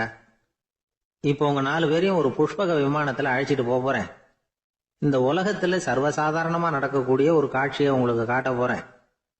நீங்க பார்க்க போற அந்த காட்சி நியாயமா அநியாயமா அப்படிங்கிறத என்கிட்ட சொல்லணும். நீங்க சரியான பதில் சொன்னா புஷ்பக விமானத்துல தொடர்ந்து பிரயாணம் பண்ணலாம். தவறான பதில் சொன்னா இந்த புஷ்பக விமானம் உங்களை கீழே தள்ளி விட்டுரும் அப்படின்னார். 4 பேருக்கும் பயம்தான். இருந்தாலும் முனிவர் கூப்பிடுறாரு அப்படின்னு சொல்லி புறப்பட்டாங்க. அவங்க எல்லாரும் புறப்பட்டு ஒரு காட்டு வழியா போயிட்டு இருக்கிறாங்க புஷ்பக விமானத்துல. அங்க நடக்கிற ஒரு காட்சியை காட்டுறார் முனிவர். அதோ அங்க பாருங்கன்னார். அந்த விமானத்துல இருந்தபடியே எல்லாரும் கீழே குனிஞ்சு பாக்குறாங்க. அங்க ஒரு தாய் புலி அப்பதான் குட்டி போட்டிருக்கு. குட்டிகளை ஈன்ற உடனே பசிக்கு இறை தேடி அந்த பக்கமா வருது. அதே நேரம் ஒரு தாய் மான், அதுவும் அப்பதான் குட்டி போட்டிருக்கு. அதுவும் இதே மாதிரி குட்டிகளை ஈன்ற உடனே பசிக்கு இறை தேடி அந்த பக்கமா வருது. இப்ப அந்த புலி அந்த மானை அடிச்சு போட்டுடுது. அதுவும் சாப்பிடுது, குட்டிகளுக்கும் கொடுக்குது. இப்போ அந்த புலிக்குட்டிகள் முகத்துல மகிழ்ச்சி, தாயை இழந்த அந்த மான் குட்டிகள் முகத்துல துக்கம். இப்போ அந்த முனிவர் 4 பேர்கிட்டையும் கேட்கிறார், நீங்க இங்க பாத்தீங்களே, இதுல எது நியாயம் எது அநியாயம்? ஒவ்வொருத்தரா சொல்லுங்க. உங்க பதில் சரியில்லைன்னா இந்த விமானம் உங்களை கீழே தள்ளி விட்டுரும். சொல்லுங்க பார்க்கலாம்னார். முதல்ல ஒருத்தன் சொன்னான், அந்த புலி செஞ்சது சரிதாங்க. அது பசிக்கு அதுதான் ஆகாரம். தன்னுடைய பசிக்கு தானே இறை தேடிக்கிட்டது. அதுல என்ன தப்பு? அவ்வளவுதான். அதனால புலி செஞ்சது நியாயம்தான் அப்படின்னா. அவ்வளவுதான், அந்த விமானம் அவனை அப்படியே கீழே தள்ளி விட்டுட்டுது. அதனால அவன் கொடுத்த பதில் சரியில்லை அப்படிங்கிறது புரிஞ்சு போச்சு. இப்ப 2வது ஆள் சொன்னான், புலி செஞ்சது பாவம், அந்த தாய்மான் என்ன தப்பு பண்ணிச்சு? இப்ப அந்த குட்டிகளுக்கு யாரு ஆதரவு? அதனால புலி செஞ்சது அநியாயம் அப்படின்னா. அவ்வளவுதான், அவனையும் கீழே தள்ளி விட்டுட்டுது அந்த விமானம். இந்த பதிலும் சரியில்லை அப்படின்னு ஆயிட்டுது. இப்ப 3வது ஆள் வந்தான். முதல்ல 2 பேர் கீழே விழுந்ததை பார்த்துக்கிட்டு இருந்தான். அதனால அவன் சொன்னான், ரெண்டுமே நியாயம்தாங்க. புலி இறை தேடினதும் இயற்கை, அதுக்கு மான் இறையானதும் இயற்கை. அதனால இதுல ஒன்றும் தப்பு இல்லைன்னா. அவ்வளவுதான், அவனையும் அந்த விமானம் கீழே பிடிச்சி தள்ளி விட்டுது. இப்ப 4வது ஆள் வந்தான். முனிவர் கேட்டார், நீயாவது சொல்லுப்பா, இந்த செயல்ல எது நியாயம்னார். அவன் தெளிவா பதில் சொன்னான். அதாவது என்ன சொன்னான்னா, எனக்கு தெரியல அப்படின்னா. அவனை விமானம் கீழே தள்ளல, சௌரியமா அழைச்சிட்டு போட்டுது. இவனும் பிரயாணம் சௌக்கியமா பண்ணானான். ஆக இதுதான் சரியான பதிலுங்கிறத முனிவர் உணர்த்தினார். இந்த கதையிலிருந்து நாம புரிஞ்சுக்க வேண்டியது என்னன்னா, இந்த உலகத்துல எவ்வளவோ காரியங்கள் நடக்குது. அதெல்லாம் ஏன் அப்படி நடக்குதுங்கிறதுக்கு எப்பேற்பட்ட பண்டிதராலும் பதில் சொல்ல முடியாது. தெரியாததை தெரியாதுன்னு ஒத்துக்கிட்டா வாழ்க்கை பிரயாணம் சுகமா இருக்கும். அதனால தேவையில்லாத விஷயங்களை புரிஞ்சுக்கிறதுக்கு நேரத்தை செலவு பண்ணிட்டு இருக்க கூடாது. வாழ்க்கையை குழப்பிக்க கூடாது. வாழ்க்கைக்கு தேவையானது என்னவோ அதை மட்டும் புரிஞ்சுக்கிட்டா போதும்.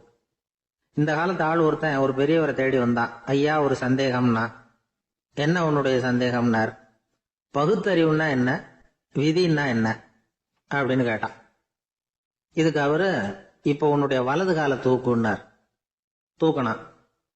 சரி, இப்ப உன்னுடைய வலது கால கீழே இறக்காம உன்னுடைய இடது காலையும் தூக்குன்னார். தூக்கணும். பொத்துன்னு கீழே விழுந்துட்டான். பெரியவர் சொன்னார், உன்னால ஒரு காலை தூக்க முடிஞ்சுது, அதுதான் பகுத்தறிவு. 2 கால்களையும் ஒரே சமயத்துல தூக்குனா அடிபடும், அப்படிங்கிறது தான் விதி அப்படின்னு விளக்கம் கொடுத்தார். இவன் தன்னுடைய விதியை நொந்துகிட்டே இடுப்பை பிடிச்சுக்கிட்டு அங்கிருந்து நடந்து போயிட்டானான். ஜப்பான்ல உள்ள ஒரு புத்த விகாரை, அங்க ஒரு வயசான பௌத்த குரு தங்கியிருக்கிறார். ஒரு நாள் ராத்திரி கடுமையான குளிர், அவரால் தாங்க முடியல. பார்த்தார், மரத்துல செஞ்ச புத்த சிற்பங்கள் அங்க நிறைய இருந்தது. அதுல ஒன்ன எடுத்து அதுக்கு தீ மூட்டி அந்த நெருப்புல குளிர் காஞ்சிக்கிட்டு இருக்கிறார். மர சிற்பம் தீ வச்சதும் படபடன்னு வெடிக்க ஆரம்பிச்சுட்டுது. அந்த சத்தத்தை கேட்டதும் அந்த புத்த விகாரையின் குருக்கள் வெளியில ஓடி வந்தார். இவர் ஆனந்தமா குளிர் காஞ்சிக்கிட்டு இருக்கிறார். அவரால் பொறுத்துக்க முடியல. தெருவில் தெரிஞ்சுக்கிட்டு இருந்த அந்த பெரியவரை இங்க தங்க அனுமதிச்சதே அவரு தான். இவர் இப்படி பண்றாருன்னு நினைச்சுக்கிட்டே அவரை கோபமா பார்த்தார். ஏன் இப்படி கோபமா பாக்குறீங்க, இப்படி வந்து உட்காருங்க அப்படிங்கிறாரு இவர். அவருக்கு இன்னமும் கோபம் வந்துட்டுது. எங்கள் கடவுளை வந்து எரிச்சுட்டீங்களே அப்படின்னு சத்தம் போட்டாராம். அப்படியா அப்படின்னு கேட்டுக்கிட்டே அந்த சாம்பலை கிளறினார் இவர். என்ன செய்யறீங்கன்னு கேட்டிருக்காரு அவர். நான் எலும்புகளை தேடுறேன்னாராம். நீங்க ஒரு பைத்தியம், இது ஒரு மர சிற்பம், இதுல எலும்புகள் கிடையாது அப்படின்னாராம். அவருக்கு கோபம் வந்துட்டுது. உடனே வெளியில போங்கன்னு கத்தியிருக்காரு. வெளியில தள்ளி கதவையும் சாத்தி விட்டாராம். மறுநாள் காலையில கதவை திறந்து பார்த்தா அந்த வயசான பெரியவர் ஒரு மைல்கல் மேல சில காட்டு பூக்களை வச்சு புத்தம் சரணம் கச்சாமின்னு சொல்லிக்கிட்டே இருக்கிறார். இவருக்கு சந்தேகமா போட்டுது. கிட்ட போனார். என்ன செஞ்சுக்கிட்டு இருக்கீங்கன்னு கேட்டார். இது என்னுடைய காலை நேர பிரார்த்தனைனாராம். நிஜமாவே நீங்க ஒரு பைத்தியமா தான் இருக்கணும், ஏன்னா அது ஒரு மைல்கல் அப்படின்னாராம். இப்ப அந்த பெரியவர் சொன்னாராம், நீங்க ஒரு மரத்தை புத்தரா நினைக்கும் பொழுது நான் ஏன் ஒரு மைல்கல்ல புத்தரா நினைக்கக்கூடாது?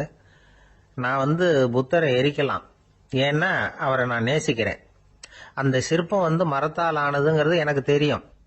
நான் ஒரு மைல்கல்ல தொழலாம், ஏன்னா அது எனது பூக்களை தாங்குது. நான் இந்த மைல்கல்லுக்குள்ள மறைஞ்சிருக்கிற புத்தரை பார்க்கிறேன். யாராவது ஒரு சிற்பி இதை சிலையாக்கினாதான் நீங்க புத்தரை பார்க்க முடியும். அன்னைக்கு ரொம்ப குளிரா இருந்தது. நான் எனக்குள்ள இருக்கிற புத்தரையும் பாதுகாக்கணும். உள்ளே இருக்கிற புத்தரை காப்பாத்துறதுக்காக வெளியில உள்ள புத்தரை எரிக்கலாம், அதுல ஒன்றும் தப்பு இல்லை. அது அவருடைய போதனையிலேயே இருக்கு. உனக்குள் ஜோதியாக இரு அப்படிங்கிறது அவருடைய போதனை. என்னுடைய புத்தர் வந்து குளிர்ல நடுங்கிட்டு இருந்தார். அந்த மர சிற்பங்கள் வெயில் மழையில உணர்ச்சி இல்லாம இருந்தது, அதனால அப்படி பண்ணினேன். ஆனா நீங்க என்ன பண்ணீங்க? நான் ஒரு மர புத்தரை எரிச்சதுக்காக உயிருள்ள புத்தரை வெளியில தள்ளி கதவை சாத்தினீங்க அப்படின்னாரா அந்த பெரியவர். உண்மையான பக்திங்கிறது இதுதான். அதாவது உனக்குள் ஜோதியாக இரு அப்படின்னு புத்தர் சொன்னார் இல்லையா, அது மாதிரி தனக்குள் ஜோதியாக இருக்கிற இந்த காலத்து ஆசாமிகள் நிறைய பேர் உண்டு. எப்பவும் போதையிலேயே இருக்கிறவங்க. ஒரு நாள் நடு ராத்திரி ஒரு மது கடையில ஒரு ஆள் அங்குள்ள சிப்பந்திகள் கிட்ட கேட்டுட்டு இருக்கிறான். மறுபடியும் இந்த கடை எப்போ திறப்பாங்கன்னு கேட்டானா.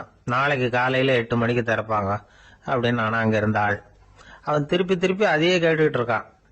இவனுக்கு பதில் சொல்லி சொல்லி அலுத்து போச்சு. அதான் சொல்றேன் ஐயா, நாளைக்கு காலையில வா அப்படின்னாங்களாம். அதுக்கு இவன், நான் வர்றதுக்காக கேட்கலையா, நேத்திக்கு வந்தவன் உள்ளேயே மாட்டிக்கிட்டேன், வெளியில போறதுக்காக கேட்டேன் அப்படின்னானான். ஒரு ஊர்ல ஒரு ஆள் இருந்தான். அவன் ஒரு நாள் கோயிலுக்கு போனான். கடவுள்கிட்ட வேண்டிக்கிட்டான், எனக்கு ஒரு 1,00,000 ரூபா நீ கொடுத்தா நான் உன் சன்னதியில ஒரு தேங்காய் உடைக்கிறேன் அப்படின்னு வேண்டிக்கிட்டான். கடவுள் பார்த்தார். உடனே அவன் கண் முன்னாடி தோன்றினார். இந்தா நீ கேட்ட 1,00,000 ரூபாய் அப்படின்னு சொல்லி அவன் கையில பணத்தை கொடுத்துட்டு மறைஞ்சிட்டார். இவனால நம்பவே முடியல. இவ்வளவு சுலபமா கிடைக்கும்னு தெரிஞ்சிருந்தா அனாவசியமா ஒரு தேங்காய் உடைக்கிறேன்னு வேண்டி இருக்க வேண்டியது இல்லையே அப்படின்னு நினைச்சான். இருந்தாலும் வேண்டுதலை நிறைவேற்ற வேண்டியது கடமை. அதுக்காக என்ன பண்ணா, பக்கத்துல ஒரு கடைக்கு போனான். ஒரு தேங்காயை கையில் எடுத்தான். இது என்ன விலைன்னு கேட்டான். 5 ரூபான்னார் கடையில இருந்தவர். அதிகமா இருக்குதே விலைன்னா. அப்படின்னா ஒண்ணு செய்யுங்க, அடுத்த ஊருக்கு போங்க, அங்க தென்னந்தோப்பு அதிகம், அதனால அங்க இதை விட குறைஞ்ச விலைக்கு கிடைக்கும் அப்படின்னார். சரின்னு அடுத்த ஊருக்கு கிளம்புனான். அங்க போய் விசாரிச்சான். ஒரு தேங்காய் 3 ரூபாய் விலைன்னாங்க. இதுவும் அதிகமா தெரியுதுன்னா. அப்படின்னா ஒண்ணு செய்ய, அதோ அந்த ஆத்து ஓரமா ஒரு தென்னை மரம் இருக்கு பார், அதுல நீயே ஏறி பறிச்சுக்கோ, ஒரு தேங்காய்க்கு 1 ரூபா கொடுத்தா போதும் அப்படின்னார் அந்த தோப்புக்கு சொந்தக்காரரு. இவனுக்கு மரம் ஏற தெரியாது, இருந்தாலும் ஆசை யார விட்டுது, விலை சல்லிசா இருக்குதே. ஆத்து ஓரம் போனா தட்டு தடுமாறி அந்த மரத்துல ஏறினா அந்த தென்னை மரம் வளைஞ்சி ஆத்து பக்கம் போய் அப்புறம் நிமிர்ந்து இருந்தது. அதாவது மரத்தின் உச்சி சரியா ஆத்துக்கு நடுவில் இருந்தது. ஆத்துல வெள்ளம் கரை புரண்டு ஓடிட்டு இருக்கு. இவன் கடவுள் கொடுத்த 1,00,000 ரூபாயை மடியில வச்சு இறுக்கி கட்டிக்கிட்டான். உச்சிக்கு போய் காய் பறிக்கிற சமயத்துல காத்தும் மழையும் பலமா கலந்து அடிக்க ஆரம்பிச்சுட்டுத. கால் வழுக்கி விட்டுட்டுத. இவன் சடார்னு ஒரு தென்னை மட்டையை பிடிச்சிக்கிட்டு தொங்க ஆரம்பிச்சிட்டான். கீழே பயங்கரமான வெள்ளம். மடியில 1,00,000 ரூபா பணம். என்ன செய்யறதுன்னு தவிக்கிறான். இந்த சமயம் கரையில ஒரு யானை பாகன் யானையை குளிப்பாட்டிக்கிட்டு இருக்கிறான். அது அவன் கண்ணில் பட்டது. ஐயா ஒரு உதவின்னு கத்துனான். அவன் என்ன செய்யணும்னு கேட்டான். உன் யானையை மெதுவா இங்கே அழைச்சிட்டு வா, எனக்கு நேராக கீழே நிறுத்து, என் காலை பிடிச்சி மெதுவா கீழே இறக்கி விட்டுரு, என் மடியில் இருக்கிற பணத்தில் உனக்கு 10,000 ரூபா தரேன் அப்படின்னா. அவன் பார்த்தான். காலை கையை பிடிச்சா கூட எவனும் இந்த காலத்தில் 10 ரூபாய்க்கு மேலே தரமாட்டேங்கிறான். இவன் காலை பிடிச்சா 10,000 தர்றேங்கிறான் அப்படின்னு யோசனை பண்ணான். உடனே யானையை கொண்டுட்டு போனான். அவனுக்கு நேராக கீழே நிறுத்தினான். அவன் காலை பிடிச்சான். அவ்வளவுதான். அந்த நேரம் பார்த்து யானை மெதுவா நடந்து அப்பால போட்டுது. இப்ப யானை பாகன் அவன் காலை கெட்டியா பிடிச்சிக்கிட்டு தொங்குறான். பரிதாபமா மேல பாக்குறான். அவன் மட்டையை பிடிச்சிட்டு தொங்குறான். இப்ப யானை பாகன் சொல்றான், தம்பி மட்டையை விட்டுறாத, கெட்டியா பிடிச்சிக்கோ, நான் உனக்கு 10,000 ரூபா தரேன், இதோ மடியில் தான் வச்சிருக்கேன்னா. மேல தொங்குறவனுக்கு இந்த நிலைமையிலேயும் ஒரு சந்தோஷம், மேற்கொண்டு ஒரு 10,000 ரூபா நமக்கு கிடைக்கும் போல இருக்கே அப்படின்னு. இந்த சமயத்துல ஒருத்தன் ஒட்டகத்தை ஓட்டிட்டு வந்தான் அந்த பக்கமா குளிப்பாட்டுறதுக்கு. யானை பாகம் பார்த்துட்டான். ஐயா ஒட்டகக்காரர, அதை இங்க கொண்டுட்டு வா, எங்க காலை பிடிச்சி பத்திரமா இறக்கி விடு, நாங்க பணம் கொடுக்குறோம்னா. அவனும் பணத்துக்கு ஆசைப்பட்டு வந்தான். அவன் காலை பிடிக்கிற சமயம் ஒட்டகமும் நழுவி போட்டுது. இப்போ 3 பேருமே வரிசையா தொங்குறாங்க. ஒட்டகக்காரன் கத்துறான், தம்பி மட்டையை விட்டுறாத, கெட்டியா பிடிச்சிக்கோ, நான் என் மடியில் இருக்கிற 5,000 உனக்கு தந்துடுறேன்னா. மேல தொங்குறவனுக்கு இன்னமும் சந்தோஷம், இவனும் பணம் தர்றேங்கிறான் அப்படின்னா இன்னைக்கு நமக்கு மொத்த பண வரவு எவ்வளவு அப்படின்னு ஒவ்வொன்னா கூட்டி பார்க்க ஆரம்பிச்சான். மனக்கணக்கு சரியா வரல. அதனால அப்படியே விரல விட்டு எண்ண ஆரம்பிச்சான். அவ்வளவுதான். மட்டையை விட்டுட்டு கை நழுவி வந்துட்டுது. 3 பேரும் பொத்துன்னு ஆத்துல விழுந்தாங்க. படாத பாடுபட்டு தட்டு தடுமாறி கரைக்கு வந்து சேர்ந்தாங்க. 3 பேர் மடியில் இருந்த பணமும் ஆத்தோட போட்டுது. பேராசை பெருநஷ்டம் அப்படின்னு ஒரு பழமொழி இருக்குல்ல, அதை விளக்கறதுக்காக சொல்லப்பட்ட கதை இது. இந்த காலத்துல ஒருத்தர் ஒரு நீச்சல் குளத்துல நீச்சல் அடிச்சுக்கிட்டு இருக்கிறார். காவலுக்கு இருந்தவர் அதை கவனிச்சுட்டார். கரையிலிருந்து சத்தம் போட்டாராம், இதோ பாருங்க, இங்க ராத்திரி 8 மணிக்கு மேல நீச்சல் அடிக்கிறது சட்டப்படி குற்றம், அதுக்கு அனுமதி கிடையாது, தெரியாதா உங்களுக்கு அப்படின்னாராம். இதுக்கு அவரு, ஐயோ நான் நீச்சல் அடிக்க வந்தவன் இல்லைங்க, சும்மா சுத்தி பார்க்க வந்தவன், தடுமாறி குளத்துல விழுந்துட்டேன், நீச்சல் தெரியாது, அதனால தத்தளிச்சுக்கிட்டு இருக்கிறேன் அப்படின்னு கத்துனாராம். கரையில இருந்தவர் பார்த்தார். ஓ அப்படின்னா சரி, அதுக்கு ஒன்றும் தடை இல்லை அப்படின்னு சொல்லிவிட்டு அவர் பாட்டுக்கு நடந்து போயிட்டாராம். ஒரு ஆள் இருந்தார். அவரு தன்னை ஒரு குருன்னு சொல்லிக்கிட்டார். மௌன குரு, வாயே திறக்கிறது இல்லை. அவருக்கு 2 சீடர்கள் உண்டு. இவங்க தான் வர்றவங்க கிட்ட பேசுவாங்க, விளக்கம் கொடுப்பாங்க. ஒரு நாள் இந்த சீடர்கள் 2 பேரும் எங்கேயோ வெளியில போயிட்டாங்க. அந்த நேரம் பார்த்து ஒருத்தர் அங்க வந்தார். குரு கிட்ட போனார். குருவே, புத்தர்னா என்னன்னு கேட்டார். குருவுக்கு ஒன்றும் புரியல. அவர் உண்மையான குருவா இருந்தாவில் புரியும். அவர் திருன்னு முழிக்க ஆரம்பிச்சுட்டார். இந்த நேரம் பார்த்து இந்த சீடர்கள் எங்கேயோ போயிட்டாங்களே, என்ன பண்றது, உதவிக்கு யாராவது கிடைக்க மாட்டாங்களா அப்படின்னு அப்படியே சுத்தி பாக்குறார். அங்க பாக்குறார். வந்தவர் இதை கவனிச்சார். ஏதோ புரிஞ்சுக்கிட்டவர் மாதிரி அடுத்த கேள்வி கேட்டார். தர்மம்னா என்ன சுவாமின்னார். குருவுக்கு ரொம்ப சங்கடமா போச்சு. நம்ம நிலைமை இப்படி ஆயிட்டுதே, இக்கட்ல மாட்டிக்கிட்டோமே அப்படின்னு நினைச்சபடியே விட்டத்தை பார்த்தார். அப்புறம் குனிஞ்சு தரைய பார்த்தார். அப்படியே உட்காந்துக்கிட்டார். வந்தவர் உடனே அடுத்த கேள்விக்கு போயிட்டார். தியானம்னா என்ன சுவாமின்னார். பாவம் என்ன பண்ணுவார் அந்த குரு, பேசாம கண்ணை கெட்டியா மூடிக்கிட்டார். இது ஏதடா வம்பா போச்சுன்னு. இவர் இப்படி பண்ணா கூட வந்தவர் சளைக்கல. இன்னொரு கேள்வியும் கேட்டார். ஆசீர்வாதம்னா என்ன அப்படின்னார். இவர் பார்த்தார், இப்படியே போனா இவர் கேள்வி கேட்கறத நிறுத்த மாட்டார் அப்படின்னு நினைச்சுக்கிட்டு எனக்கு ஒண்ணுமே தெரியாதுங்கிற பாவனையில 2 கையையும் விரிச்சு காட்டினார். வந்தவர் முகத்துல மகிழ்ச்சி, மன நிறைவு, ஏதோ எல்லாம் புரிஞ்சுக்கிட்ட ஒரு மாதிரி அங்கிருந்து புறப்பட்டு போனார். வழியில அந்த குருவோட சீடர்கள் 2 பேரையும் சந்திச்சார். உங்க குருவை தான் பார்த்துட்டு வரேன்னாரு. இவரு என்ன நடந்ததுன்னு கேட்டாங்க. இவர் வரமா சொல்றார், உங்க குரு எவ்வளவு பெரிய ஞானி தெரியுமா, புத்தர்னா என்னன்னு கேட்டேன், அதுக்கு அவர் அப்படியும் இப்படியும் பார்த்தார், அதுக்கு என்ன அர்த்தம் தெரியுமா, மக்கள் புத்தரை அங்கேயும் இங்கேயும் தேடுறாங்க, உண்மையில அவர் அங்கேயும் இங்கேயும் தேடி கண்டுபிடிக்க முடியாது அப்படிங்கறத அவர் செய்கை மூலம் உணர்த்தினார். அதுக்கப்புறம் தர்மம்னா என்னன்னு கேட்டேன், அவர் மேலையும் கீழையும் பார்த்து தர்மம் சமமானது, அதுல உயர்வு தாழ்வு இல்லைங்கிறத உணர்த்தினார். அதுக்கப்புறம் தியானம்னா என்னன்னு கேட்டேன். கண்ணை மூடிக்கிட்டார். கண்ணை மூடி காணுகிற அற்புதம் அது அப்படிங்கிறத புரிஞ்சுக்கிட்டேன். கடைசியா ஆசீர்வதிக்கப்படுறது பத்தி கேட்டேன். கைகளை நீட்டி உதவுறது தான் அது அப்படிங்கிறத தன்னுடைய இருகை விரிச்சு உணர்த்தினார். எவ்வளவு பெரிய மகான் அவரு அப்படின்னு சொல்லிவிட்டு அவர் பாட்டு போயிட்டார். சீடர்கள் அதுக்கப்புறம் மெதுவா குரு கிட்ட வந்து சேர்ந்தாங்க. அவங்கள பார்த்ததும் குருவுக்கு கோபம் வந்துட்டுது. அடே பாவிகளா, எங்கடா போய் தொலைஞ்சிங்க, நான் ஒரு ஆளுகிட்ட மாட்டிக்கிட்டு என்ன பாடுபட்டிருக்கேன் தெரியுமான்னார். இது மாதிரி தான் நாம சாதாரண மனிதர்களின் புற வேடங்களிலேயே மயங்கி போயிடுறோம். அவங்க பேச்சு, செய்கை, பார்வை இதுல எல்லாம் ஏதோ பெரிய தத்துவம் இருக்கிறதாக நினைச்சுக்கிறோம். உண்மையிலேயே அந்த தத்துவங்கள் யாருக்கு சொந்தம்? அவங்களுக்கு இல்ல, நமக்கு தான் சொந்தம். நாம தானே அதை கற்பிச்சுக்கிட்டோம். நம்ம நாம அடையாளம் கண்டுக்கிறது இல்ல, நாம யாருங்கிறது நமக்கு புரியறது இல்ல. அதுதான் இன்னைக்கு நடக்கிறது. அதனாலதான் அடுத்தவங்களை தேடி ஓடிட்டு இருக்கிறோம். சில வீடுகளில் கூட இது மாதிரி சைகைகள் உண்டு. சில குடும்ப தலைவர்கள் தினமும் காலையில கண்ணை கெட்டியா மூடிக்கிட்டு கை ரெண்டையும் சுத்தமா விரிச்சு வச்சுக்கிட்டே உட்காந்து தியானம் பண்றது வழக்கம். எதுக்காக அப்படி பண்றீங்கன்னு ஒருத்தரை பார்த்து கேட்டேன். இந்த மாசம் வாங்கின சம்பளம் பூரா தீர்ந்து போச்சு, இனிமே என் கையில சுத்தமா ஒண்ணும் இல்ல, புதுசா எதுவும் செலவு வச்சுடாதே அப்படிங்கறத அப்படி உள்ளங்கை ரெண்டையும் விரிச்சு காட்டி அவங்களுக்கு உணர்த்துறேன் அப்படின்னார். இந்த உலகத்துல மனுஷன் எவ்வளவோ தவறுகள் செய்யறான். அதுக்கெல்லாம் என்ன காரணம்? அதை பத்தின ஆராய்ச்சி தான் இன்னைக்கு. இதுக்கு ஆராய்ச்சி என்னத்துக்கு, அது தெரிஞ்ச விஷயம் தானே அப்படின்னு நீங்க நினைக்கலாம். ஆனா அப்படி அலட்சியமா இந்த விஷயத்தை விட்டுறக்கூடாது. பொதுவா எல்லோரும் நினைக்கலாம் எது சரி எது தவறு அப்படின்னு தெரியாததுனாலதான் மனுஷன் தப்பு பண்றான் அப்படின்னு. ஆனா அப்படி சொல்லிட முடியாது. மனுஷன் தெரிஞ்சே தான் தவறுகள் பண்றான்.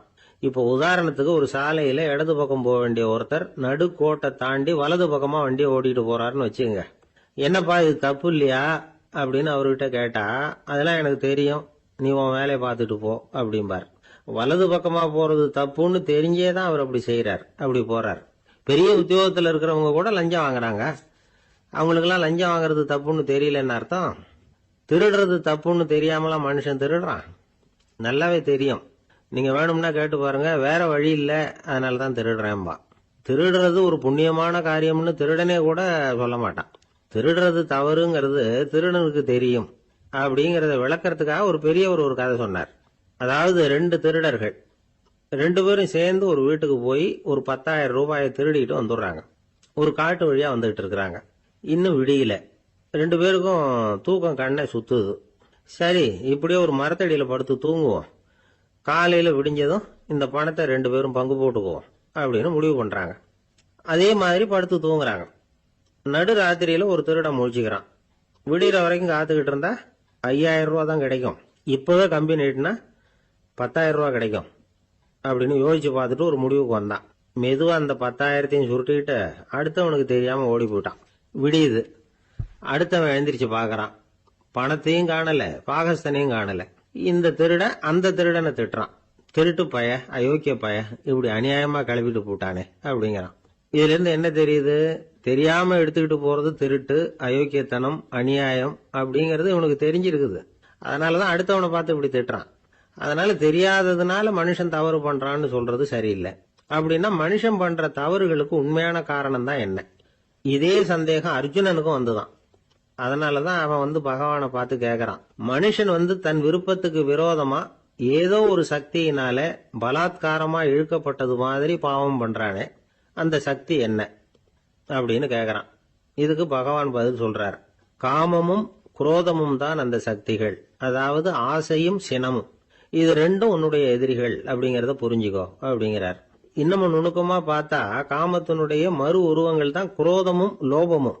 ஆசை நிறைவேறலன்னா குரோதம், அதாவது கோபம்.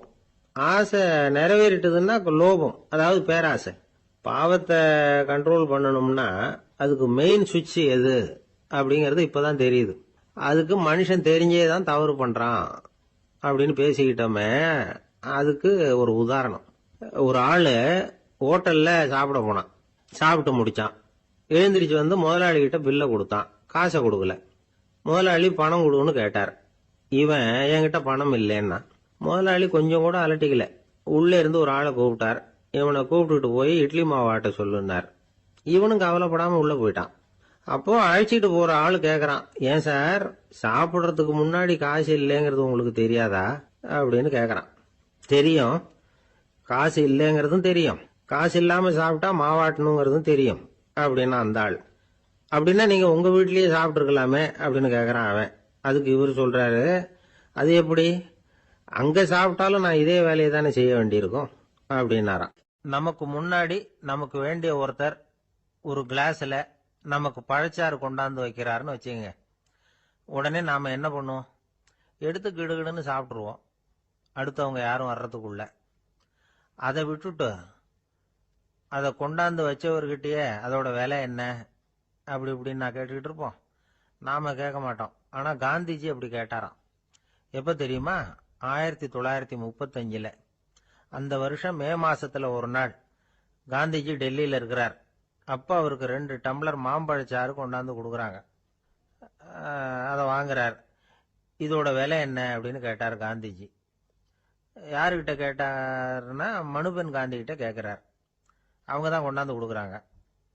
காந்திஜிக்கு உதவி செய்யறதுக்காக அவர் கூடவே இருந்தவங்க அவங்க கிட்ட தான் கேட்கிறார். காந்திஜி சும்மா வேடிக்கைக்காக இப்படி கேட்கிறாருன்னு நினைச்சுட்டாங்க அந்த அம்மா. அதுவும் இல்லாம அதோட விலையை கேட்டா காந்திஜி நிச்சயமா அதை சாப்பிட மாட்டார் அப்படிங்கிற பயம் வேற. அதனால அந்த அம்மா பதில் எதுவும் சொல்லாம கம்முன்னு இருந்துட்டாங்க.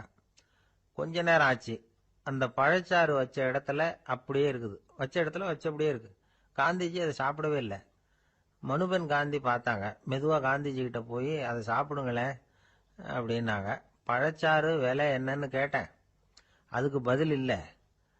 அது முதல் தப்பு. பதிலை எதிர்பார்த்திருந்தும் அதை பத்தி விசாரிக்கல, அது 2வது தப்பு. இப்படி 2 தப்புகளை பண்ணிவிட்டு என்கிட்ட வந்து இதை சாப்பிடுங்கன்னு சொன்னா அது எப்படி அப்படின்னு கேட்டாராம் காந்திஜி. மனுபென் காந்தி என்ன சொல்றதுன்னு தெரியாம திகைச்சு போய் நின்றுகிட்டு இருந்தாங்க. காந்திஜி தொடர்ந்து சொன்னாராம், இப்ப என் முன்னாடி வச்சிருக்கிற இந்த பழச்சாறு விலை சுமாரா ஒரு ₹1/2 இருக்கும். அது அந்த காலத்து மதிப்பு. இந்த பழச்சாறு இல்லாம கூட என்னால இருக்க முடியும். ஆனா அவசியமான பொருள்களை வாங்கறதுக்கு கூட சக்தி இல்லாத மக்கள் இந்த நாட்டில் நிறைய பேர் இருக்கிறாங்க. அப்படி இருக்கிறப்போ எனக்கு என்னத்துக்கு இந்த விலை உயர்ந்த பானம்? இதை இப்போ நான் சாப்பிட்டா என் உடம்பு வேணும்னா ஆரோக்கியமாகலாம், ஆனா என் மனசு அமைதி அடையாது. எனக்கு என்னுடைய உடல் ஆரோக்கியத்தை விட மன ஆரோக்கியம் தான் முக்கியம். அதனால இதை நான் சாப்பிட மாட்டேன், எடுத்துட்டு போயிடு அப்படின்னாராம். அந்த சமயத்துல ஒரு அகதி பொண்ணு 2 குழந்தைகளோட காந்திஜியை பார்க்கறதுக்காக வந்தது. வணக்கம் சொல்லிச்சு. காந்திஜி உடனே தனக்கு முன்னாடி இருந்த பழச்சாற்றை எடுத்து அந்த பொண்ணுகிட்டையும் குழந்தைகள்கிட்டையும் கொடுத்து சாப்பிட சொன்னார். அவங்க அதை வாங்கி ரொம்ப சந்தோஷத்தோட சாப்பிட்டாங்களாம். அதை பார்த்த காந்திஜி முகத்துல ஒரு புன்னகை, ஒரு பரவசம், ஒரு திருப்தி. அவர் மனசு நிறைஞ்சி இருந்தது. அப்போ அவர் சொன்னாராம், ஆண்டவன் எனக்கு எப்பவும் சரியான சமயத்துல கை கொடுப்பாருங்கிறது அதுக்கு இதுதான் அத்தாட்சி. நான் ஒரு இக்கட்டான சூழ்நிலையில இருக்கிறப்ப கூட கடவுளின் கருணையால அந்த சூழ்நிலை என்னை பாதிக்கல. என் கூட இவ்வளவு நாள் பழகியும் கூட இங்க இருக்கிறவங்க எனக்கு அதிக விலையுள்ள பழரசத்தை கொடுத்தாங்க.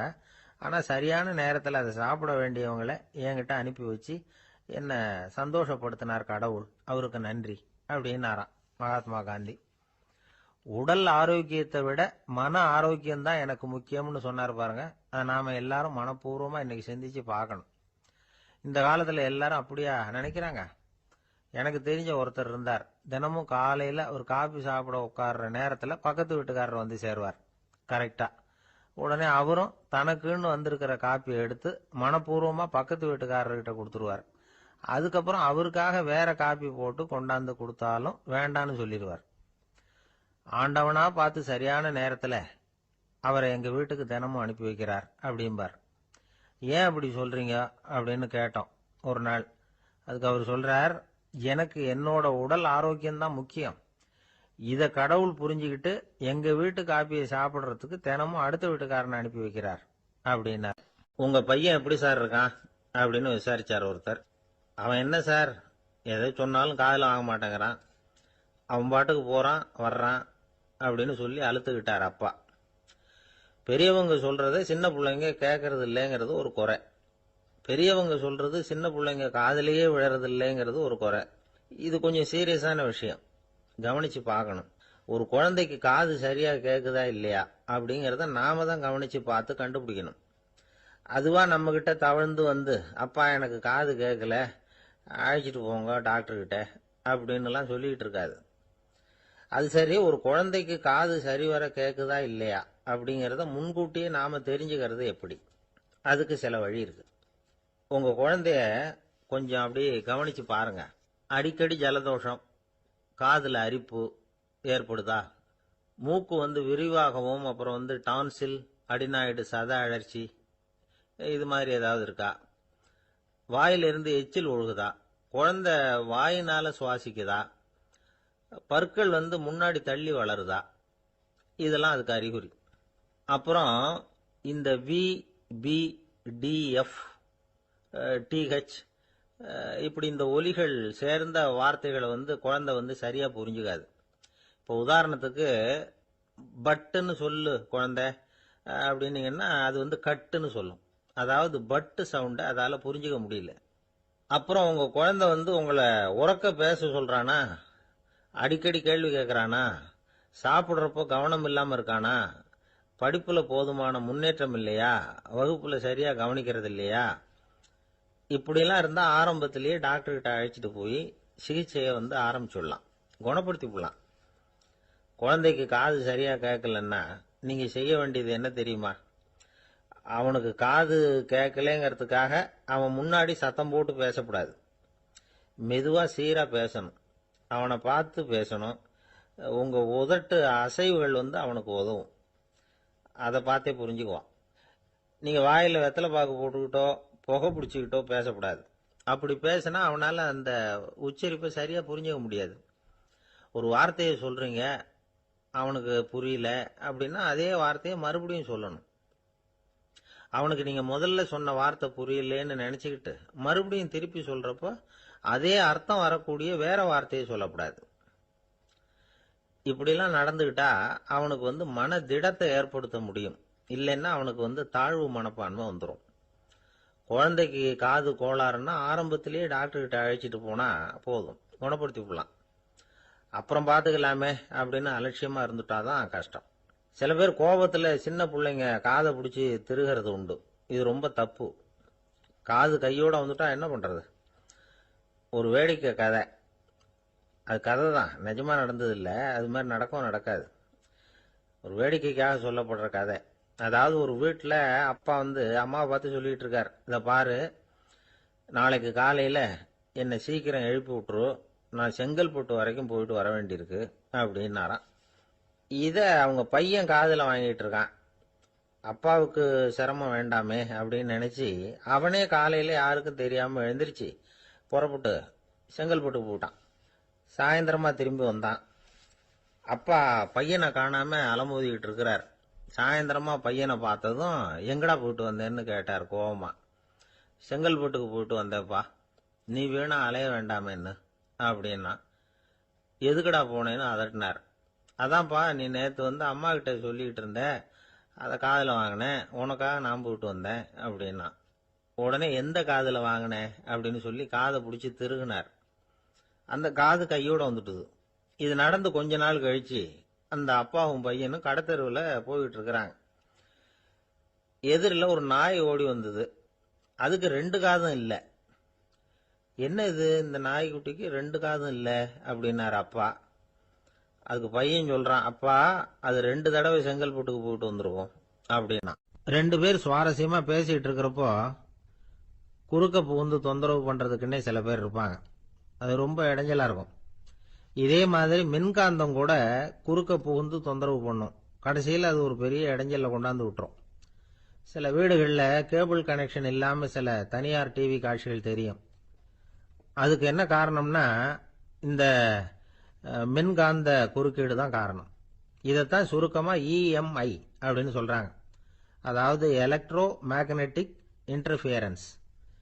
இது ஏற்படக்கூடிய இடங்கள் எது எதுன்னு எடுத்துக்கிட்டா அது ஒரு பெரிய பட்டியலாவே போயிடும்.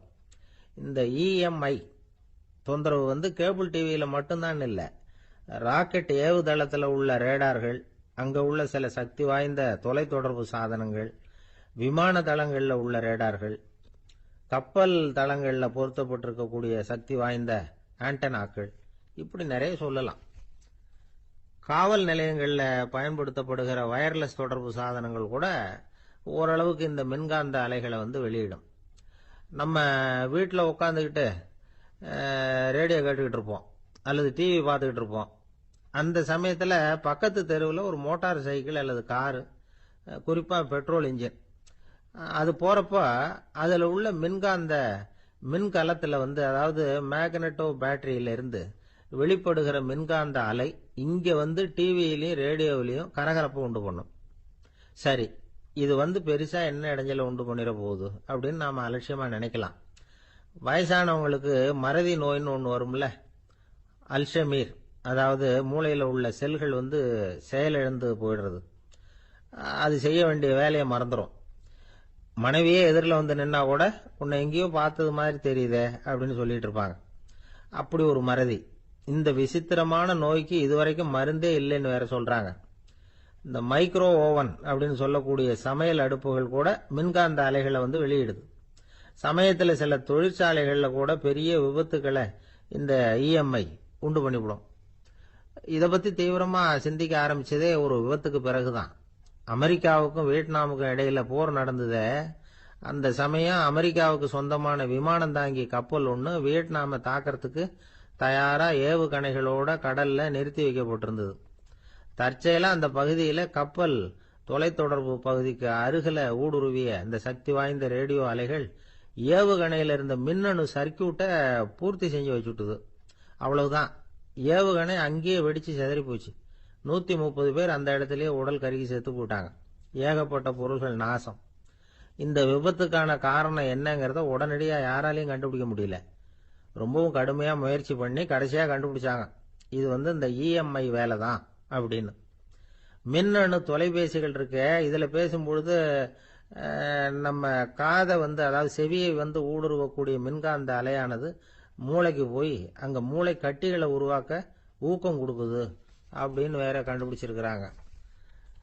இந்த இஎம்ஐ ரொம்ப குறைஞ்ச மின்காந்த அழுத்தத்தில் நமக்கு எந்த பாதிப்பையும் ஏற்படுத்துறதில்லை. மின்காந்த அலைகள் அழுத்தத்தோடு இருக்கிற இடங்கள்ல ரொம்ப நேரம் இருந்தோம்னா நம்ம உடம்பின் வெப்பநிலை 2 டிகிரி செல்சியஸ் வரைக்கும் அதிகரிக்குதாம். அதனால வெப்பநிலையை சீராக்கிறதுக்கு இதய துடிப்பும் அதிகரிக்குது. இப்படிலாம் கண்டுபிடிச்சிருக்கிறாங்க. இப்பெல்லாம் இந்த மின்காந்த குறுக்கீடுகளை தடுக்கிறது எப்படி அப்படின்னு விஞ்ஞானிகள் யோசனை செய்ய ஆரம்பிச்சிருக்கிறாங்க. இந்த விஷயத்துல அலட்சியமா இருந்தோம்னா எதிர்காலத்துல நிறைய பேருக்கு இந்த ஞாபக மறதி நோய் வந்துடும். அப்புறம் அது ரொம்ப கஷ்டமா போயிடும். ஒரு குடும்ப தலைவர் தன் மனைவியை பார்த்து, யார் நீ, உன்னை எங்கேயோ பார்த்தது மாதிரி இருக்குதே அப்படின்னு சொல்லிட்டு இருந்தார். உடனடியாக அவரை போய் பார்த்தேன்.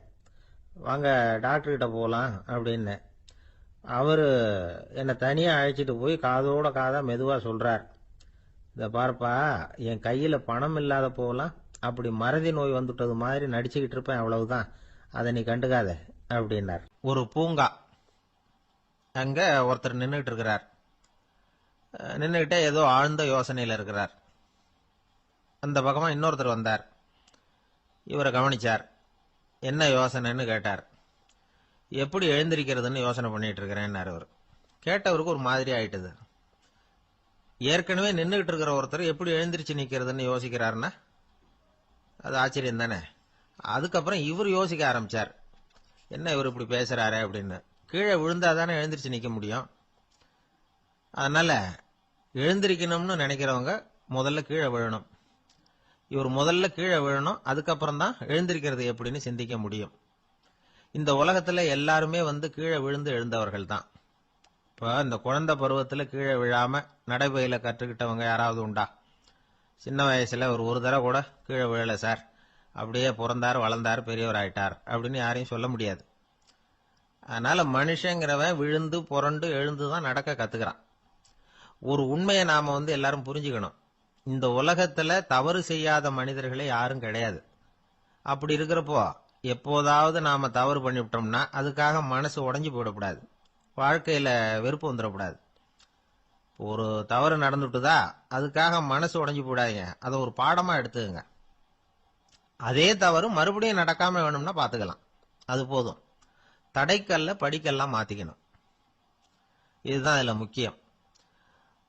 ஒரு அலுவலகம், அங்க ஒரு அதிகாரி, அவர் உயர்ந்த பதவியில் இருந்தார், சிறந்த நிர்வாகின்னு பேர் வாங்கினவர்.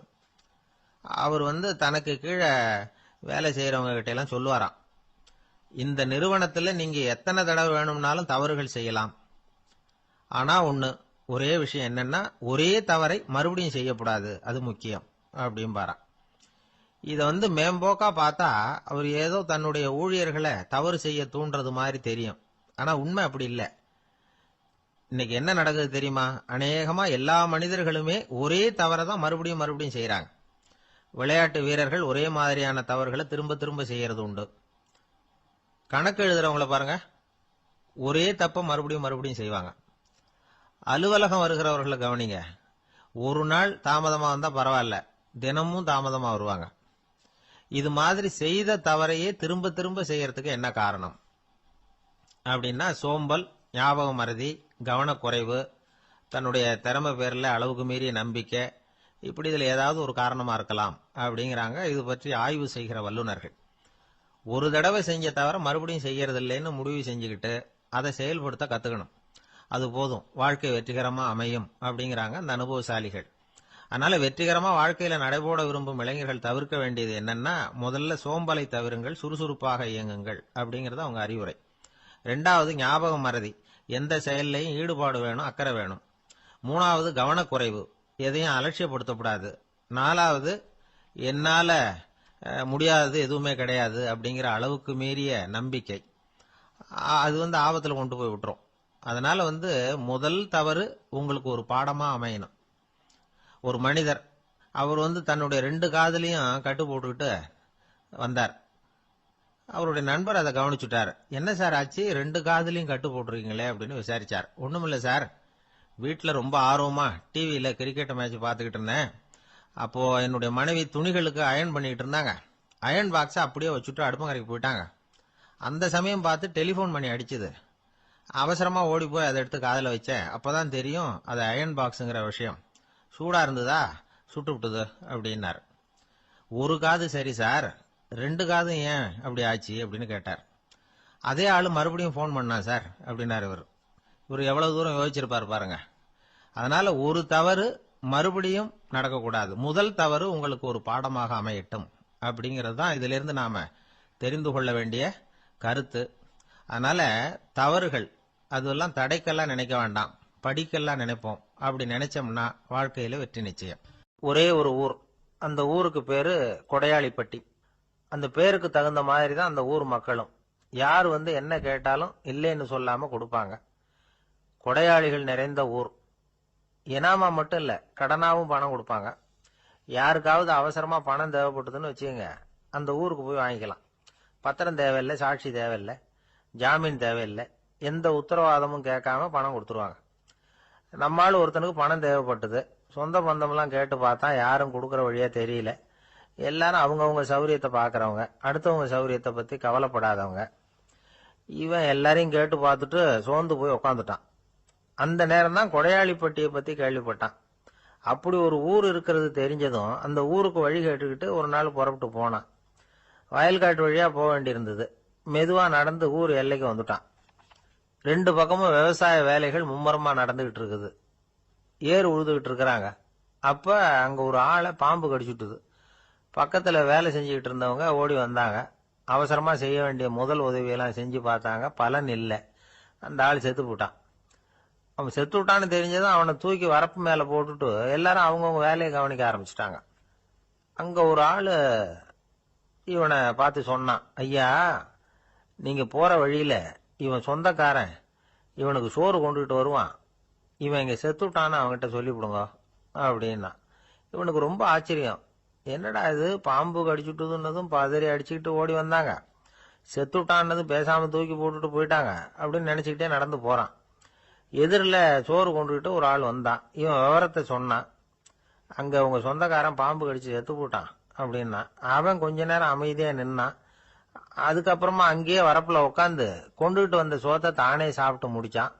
பேசாம எழுந்திரிச்சு திரும்பி போயிட்டான். கொஞ்சம் கூட பதறல, அழல. இப்படியும் ஒரு ஊரா அப்படின்னு நினைச்சு ஆச்சரியப்பட்டுக்கிட்டே இவன் ஊருக்குள்ள போனான். ஒரு பெரிய மனுஷனை பார்த்து பணம் கேட்டான். அவரும் இவனோட பேரையும் ஊரையும் மட்டும் விசாரிச்சுக்கிட்டு தேவையான பணத்தை கொடுத்துட்டார். பணத்தை வாங்கிட்ட பிறகு தன்னுடைய மனசை அரிச்சுக்கிட்டு இருந்த அந்த விஷயத்தை பத்தி கேட்டான். ஐயா, வழியில ஒருத்தன் செத்துட்டான், அவனை அப்படியே தூக்கி வரப்புல போட்டுட்டு எல்லாரும் வயல்வெளி வேலைகளை பார்த்துக்கிட்டு இருக்கிறாங்களே அப்படின்னா. இதுக்கு அந்த பெரியவர் சொன்னார், ஆமா அப்படித்தான் செய்வோம், வேலை முடிஞ்சு வீட்டுக்கு திரும்புறப்போ அவனை தூக்கிட்டு வந்து அடக்கம் பண்ணிடுவோம் அப்படின்னார். ரொம்ப ஆச்சரியமா இருக்கு அப்படின்னா. ஏன் உங்க ஊர்ல யாராவது செத்துட்டா என்ன பண்ணுவீங்க அப்படின்னு கேட்டார். என்ன இப்படி கேக்குறீங்க, எங்க ஊர்ல எல்லாம் பணத்தை தூக்க விட மாட்டாங்க, ஒப்பாரி வைப்பாங்க, கட்டி புரண்டு அழுது புலம்பி தீத்துருவாங்க அப்படின்னா இவன். பெரியவர் பார்த்தார், அவங்கிட்ட கொடுத்த பணத்தை லபக்குன்னு பறிச்சுக்கிட்டார், திருப்பி வாங்கிட்டார். இவன் பதறி போய் நிக்கிறான். அவரு சொன்னார், பணத்தையே விட மாட்டேன்னு கட்டுப்பிடிச்சு அழுதா நான் கொடுத்த பணத்தை மட்டும் எப்படி திருப்பி கொடுக்க போற, போயிட்டு வா அப்படின்னு விரட்டி விட்டாராம். இந்த கதையை நண்பர் ஒருத்தர் சொன்னார். கதை வேடிக்கையா தெரிஞ்சா கூட இதுல கருத்து உண்டு. பணம் பிணம் இது ரெண்டையுமே விடுறதுக்கு அவ்வளவு சுலபமா மனம் வர்றதில்லை. இந்த ரெண்டு விஷயங்கள்லயும் அறிவார்ந்த செயல்பாடு தேவை. ஒரு பேருந்து மரத்துல மோதி விட்டது, எல்லாரும் அடிபட்டு முனைகிட்டு கிடக்குறாங்க. டிரைவர் கண்டக்டர் இவங்களுக்கும் அடி, அவங்களும் ஒரு பக்கம் கிடக்குறாங்க. ஒரு மூலையில கிடக்கிற ஒருத்தன் மெதுவா முக்கி முனகி கண்டக்டர்னு சத்தம் போடுறான். கண்டக்டர் மெதுவா நகர்ந்து அவங்கிட்ட போய் என்னன்னு விசாரிக்கிறார். அவன் ரொம்ப சிரமப்பட்டு வாயை திறந்து ஒரு 15 காசு சில்லற பாக்கி அப்படின்னானான்.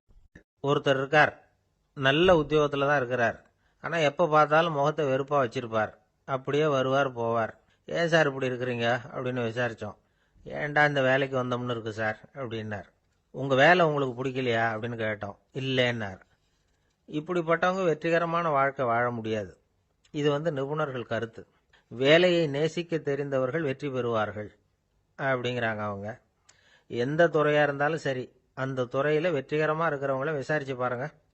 எனக்கு என்னுடைய வேலை ரொம்ப பிடிக்கும் அப்படின்னு சொல்றவங்களா தான் இருப்பாங்க. அப்படி இருந்தாதான் அது வெற்றிகரமா இருக்க முடியுது அவங்களால. ஒருத்தனுக்கு பிடித்தமான பொழுதுபோக்கே அவனுடைய தொழிலா இருந்துட்டுதுன்னா அவனை மாதிரி கொடுத்து வச்சவன் வேற யாரும் இல்லை அப்படிங்கிறார் பெர்னாட் ஷா. ஒரு தடவை மன்னர் ஹுமாயூன் உயிரை தண்ணீர் முண்டு ஊற்றுகிற தொழிலாளி ஒருத்தர் காப்பாத்தினாராம் அந்த ஹுமாயூன் உயிரை. உடனே மன்னர் கேட்டிருக்கார், உனக்கு என்ன வேணும்னாலும் கேளு தரேன், உயர் பதவி வேணுமா அப்படின்னு கேட்டாராம். மன்னா, மக்களின் தாகம் தீர்க்கக்கூடிய இந்த பணியை விட உயர்ந்தது உண்டா அப்படின்னாராம் அந்த தொழிலாளி. அவரால் அவருடைய வேலையை நேசிக்க முடிஞ்சுது, அதனால மகிழ்ச்சியா இருக்க முடிஞ்சுது. நாமெல்லாம் அப்படி இல்லை, வேலை கிடைக்கிற வரைக்கும் கிடைச்சா போதும் அப்படின்னு இருக்கோம். கிடைச்சதுக்கு அப்புறம் ஏன்டா இந்த வேலைக்கு வந்தோம்னு ரொம்பவும் அழுத்துக்குவோம். சரி, நாம் இருக்கிற இடத்துல நாம் வெற்றிகரமாக இருக்க வழி உண்டா அப்படின்னா உண்டுன்னு சொல்கிறாங்க. அதாவது மன இயல் நிபுணர்கள் இருக்கிறாங்க இல்லையா, அவங்க அதுக்கு முக்கியமாக 6 வழிகள் சொல்கிறாங்க. நீங்கள் ஒரு அலுவலகத்தில் வேலை பார்க்குறவரா அப்படின்னா இதை கேளுங்க. அதாவது உங்கள் மேலதிகாரி எதிர்பார்ப்புக்கு தகுந்த மாதிரி உங்கள் வேலை இருக்குதா? அப்படி இல்லைன்னா முதல்ல உங்கள் வேலையின் தரம் உயரணும். உங்களுக்கு மேலே கீழே வேலை பார்க்குற பணியாளர்கள் கிட்ட நல்ல விதமாக பழகுறீங்களா? அந்த உறவு முறையில் ஏதாவது குறை இருந்தால் அதை கண்டுபிடிச்சி சரி பண்ணுங்க. நம்பிக்கைக்கு உரியவர் அப்படின்னு நீங்கள் பேர் எடுக்கணும். நீங்கள் எடுக்கிற முடிவு நல்ல முடிவாக தான் இருக்கும் அப்படின்னு அடுத்தவங்க சொல்லணும். உங்கள் தோற்றத்துக்கு முக்கியத்துவம் கொடுங்க. இது மனம் உடல் ரெண்டும் சம்பந்தப்பட்டது. அதனால மனசையும் ஆரோக்கியமாக வச்சிருக்கணும், உடம்பையும் ஆரோக்கியமாக வச்சிருக்கணும். உங்களுடைய நிர்வாகம் செயல்படுற விதத்தை நல்லா புரிஞ்சு வச்சுக்கணும். உங்களுடைய நிர்வாகம் இப்போ ஒரு காரியம் செய்யுதுன்னு வச்சுங்க, ஏன் அப்படி செய்யுது, எதுக்காக அப்படி செய்யுது, அதனுடைய குறிக்கோள் என்ன, அது நீடிக்கிறதுக்கு காரணம் என்ன, இதையெல்லாம் தெரிஞ்சுக்கணும். சிரிப்புக்கு வஞ்சகம் பண்ணக்கூடாது, நல்லா சிரிக்கணும், அப்போதான் அது திரும்ப கிடைக்கும். கடந்த கால தோல்வியை பற்றி கவலைப்படக்கூடாது. முதலாளி விருப்பம் தெரிஞ்சு நடந்துக்கிறது நல்லது தான். அதுக்காக காக்கா பிடிக்கணுங்கிற அவசியம் இல்லை. உங்களுக்கு ஒரு பொறுப்பான வேலை கிடைக்குது, உடனே சத்தம் குழப்பம் அப்படின்னு சூழ்நிலையை இறுக்கமாக ஆக்கிடக்கூடாது. எந்த சூழலையும் இயல்பாக கையாளக்கூடியவர் அப்படிங்கிறத காட்டணும். இதெல்லாம் உங்கள் துறையில் நீங்கள் வெற்றி பெற நிபுணர்கள் சொல்கிற யோசனைகள். இவ்வளவு விவரமும் சொல்லிவிட்டு ஒருத்தரை பார்த்து கேட்டோம், இப்போ சொல்லுங்க, நீங்கள் செய்கிற வேலை உங்களுக்கு பிடிச்சிருக்குதா அப்படின்னோம். ரொம்ப ரொம்ப பிடிச்சிருக்குது அப்படின்னார். சரி, என்ன செஞ்சிட்டு இருக்கிறீங்க அப்படின்னு கேட்டோம். சும்மா தான் இருக்கிறேன் அப்படின்னார். ஒரே ஒரு ஊர்ல ஒரு பாதிரியார் இருந்தார். ரொம்ப நாள் சந்தோஷமா வாழ்ந்தார். ஒரு நாள் அவர் மடத்து சமையல் அறையில பாத்திரங்களை கழுவி துலக்கி சுத்தப்படுத்திக்கிட்டு இருந்தார். அந்த சமயத்துல ஒரு தேவதூதன் அவர் முன்னாடி வந்து நின்னான். இவர் நிமிர்ந்து பார்த்தார். ஆண்டவர் என்னை வந்து உங்ககிட்ட அனுப்பியிருக்கிறார். பரலோகத்துல வாசம் செய்யறதுக்கு உங்களுக்கு நேரம் வந்துட்டுது அப்படின்னு நான் அந்த ஆள். ஆண்டவருக்கு என்னோட ஞாபகம் வந்ததுக்கு நன்றி. ஆனாலும் இப்போ இங்கே நீயே பாரு, எவ்வளவு பாண்டங்கள் பாக்கி இருக்கு. இவ்வளவையும் நான் வந்து சுத்தப்படுத்த வேண்டியிருக்கு. நான் வந்து நன்றி கெட்டவனாக இருக்க விரும்பலை. இந்த பணியை முடிக்கிற வரைக்கும் என்னுடைய பரலோக வாழ்வை தள்ளி வைக்க முடியுமா? நீ என்ன நினைக்கிற அப்படின்னு கேட்டார். தேவதூதன் தனக்கே உரிய விவேகத்தோட அன்போட பாதிரியாரை பார்த்தான். சரி, என்ன செய்யலாம்ங்கிறத அப்புறம் சொல்கிறேன் அப்படின்னு சொல்லிவிட்டு புறப்பட்டு போயிட்டான். ஒரு நாள் அந்த பாதிரியார் தோட்டத்தில் உள்ள களைகளை எல்லாம் ஒரு களை கொத்தியால் கொத்தி களை எடுத்துக்கிட்டு இருக்கிறார். அந்த சமயத்தில் இந்த தேவதூதன் மறுபடியும் அவர் முன்னாடி வந்து நிற்கிறான். பாதிரியார் பார்த்தார். இதை பாரு, இந்த தோட்டம் பூராவும் எவ்வளவு களை மண்டி கிடக்கு. பரலோகம் கொஞ்ச காலம் எனக்காக பொறுத்திருக்கலாம்னு நீ நினைக்கிறியா அப்படின்னு கேட்டார். தேவதூதன் சிரிச்சுக்கிட்டே மறுபடியும் மறைஞ்சிட்டான். மறுபடியும் அவர் களை எடுக்கிறது, தானிய களஞ்சியத்துக்கு வர்ணம் பூசுறது, இப்படிப்பட்ட வேலைகளில் ஈடுபட்டிருக்கார். இன்னொரு நாள் ஒரு மருத்துவமனையில் நோயாளிகளை கவனிச்சுக்கிட்டு ரொம்ப தீவிரமாக இருக்கிறார் அந்த பாதிரியார். ஒரு நோயாளியோட தாகத்துக்கு தண்ணீர் கொடுத்துட்டு நிமிர்ந்து பார்க்குறப்போ தேவதூதன் மறுபடியும் அவர் முன்னாடி வந்து நிற்கிறான். இந்த தடவை பாதிரியார் தன்னலமற்றவராக பேரன்பை காட்டக்கூடிய வகையில் தன்னுடைய 2 கைகளையும் உயர்த்தியபடி தேவதூதனின் கவனத்தை வந்து பிணியால் வாடக்கூடிய நோயாளிகளின் பக்கம் திருப்பினாராம். தேவதூதன் ஒன்றும் சொல்லலை, மறைஞ்சிட்டான். அன்னைக்கு சாயந்தரம் பாதிரியார் வந்து மடத்தில் உள்ள தன்னுடைய அறைக்கு போய் இளைப்பாறினார். யோசிச்சு பார்த்தார். தேவதூதனையும் தேவதூதனின் விருப்பத்தையும் பல நாள் தள்ளி போட்டு வந்ததையும் அவர் ரொம்ப நினச்சி பார்த்தார். திடீர்னு தான் வந்து முதுமை அடைகிறதையும் சோர்வு அடைகிறதையும் உணர்ந்தார். ஆண்டவரை நினைச்சார். ஆண்டவரே, உம்முடைய தூதனை மறுபடியும் என்கிட்ட அனுப்புனா நான் சந்திக்கிறதுக்கு ஆவலாக இருக்கேன் அப்படின்னு சொல்கிறப்பவே தேவதூதன் பக்கத்தில் வந்து நின்னான். பாதிரியார் நிமிர்ந்து பார்த்தார். நீ இப்போவே என்னை அழைச்சிக்கிட்டு போக விரும்பினா நான் பரலோகத்துக்கு வர்றதுக்கு தயாராக இருக்கேன்னார். தேவதூதன் அந்த பாதிரியாரை அன்போடவும் விவேகத்தோடவும் பார்த்து, நீங்கள் வந்து என் கூட பரலோகத்துக்கு வர்ற தயாராக இருக்கிறதா சொல்கிறீங்க, ஆனால் நீங்கள் இதுவரைக்கும் வேற எங்கே இருந்ததா நினைக்கிறீங்க அப்படின்னு நானும். அப்படின்னா இதுவரைக்கும் இருந்த இடம் தான் பரலோகம் அப்படிங்கிறத உணர்த்தியிருக்கிறான். பரலோகம்னா என்னென்னு புரிஞ்சுக்கிறதுக்கு இந்த சம்பவம் நமக்கு உதவியாக இருக்குது. தொண்டு செய்கிறத விட பெரிய செயல் வேற எதுவும் இருக்க முடியாது. அது நம்ம மனசுக்கு கொடுக்குற சுகத்தை வேற எதுவும் கொடுக்க முடியாது. நாம் தொண்டு செய்கிற இடம் தான் அந்த புண்ணிய இடம். ஆனால் இந்த காலத்துல எல்லாம் நாம் வந்து தொண்டு செய்யணும்னு நினச்சி ஏதாவது ஆரம்பித்தா கூட அதை ஒரு மாதிரியாக சுற்றி நின்று வேடிக்கை பார்க்க ஆரம்பிச்சிடுறாங்க. ஒரு பெரியவர் அப்படித்தான் ஒரு தொண்டு செஞ்சுக்கிட்டு இருந்தார். ஒரு கோவில் கட்டிக்கிட்டு இருந்தாங்க. அதில் ஒரு இடத்துல ஒரு பலகையை வச்சு ஆணி அடிக்கிற வேலையை செஞ்சுக்கிட்டு இருந்தார் அந்த பெரியவர். ஒரு சின்ன பையன் அதை ரொம்ப ஊக்கமாக அக்கறையாக கவனிச்சுக்கிட்டு இருந்தான். பெரியவர் இதை கவனிச்சார். என்னப்பா பார்க்குற, உனக்கும் இது மாதிரி தொண்டு செய்யணும்னு ஆசையாக இருக்கா அப்படின்னு கேட்டார். அதுக்கு அந்த பையன் சொல்கிறான், அப்படி இல்லைங்க, நீங்கள் ஆணி அடிக்கிறப்போ கையில் சுத்தியால் அடிச்சுக்கிட்டா எப்படி துடிப்பீங்க, எப்படி கத்துவீங்கன்னு தெரிஞ்சுக்கிறதுக்காக அதை பார்க்கணும்னு ஆசை, அதுக்காக தான் காத்துக்கிட்டு இருக்கேன் அப்படின்னு நானும். நம்பிக்கை இல்லைன்னா இந்த உலகத்தில் நாம் வந்து நடமாடவே முடியாது. அவநம்பிக்கையோடு இருந்துக்கிட்டு இருந்தா என்னைக்கும் அவஸ்தை தான். நாம் நம்புறது நடக்குதோ இல்லையோ அது வேற விஷயம். ஆனால் எதையும் நம்பி தான் நாம் அடி வைக்க வேண்டியிருக்கு.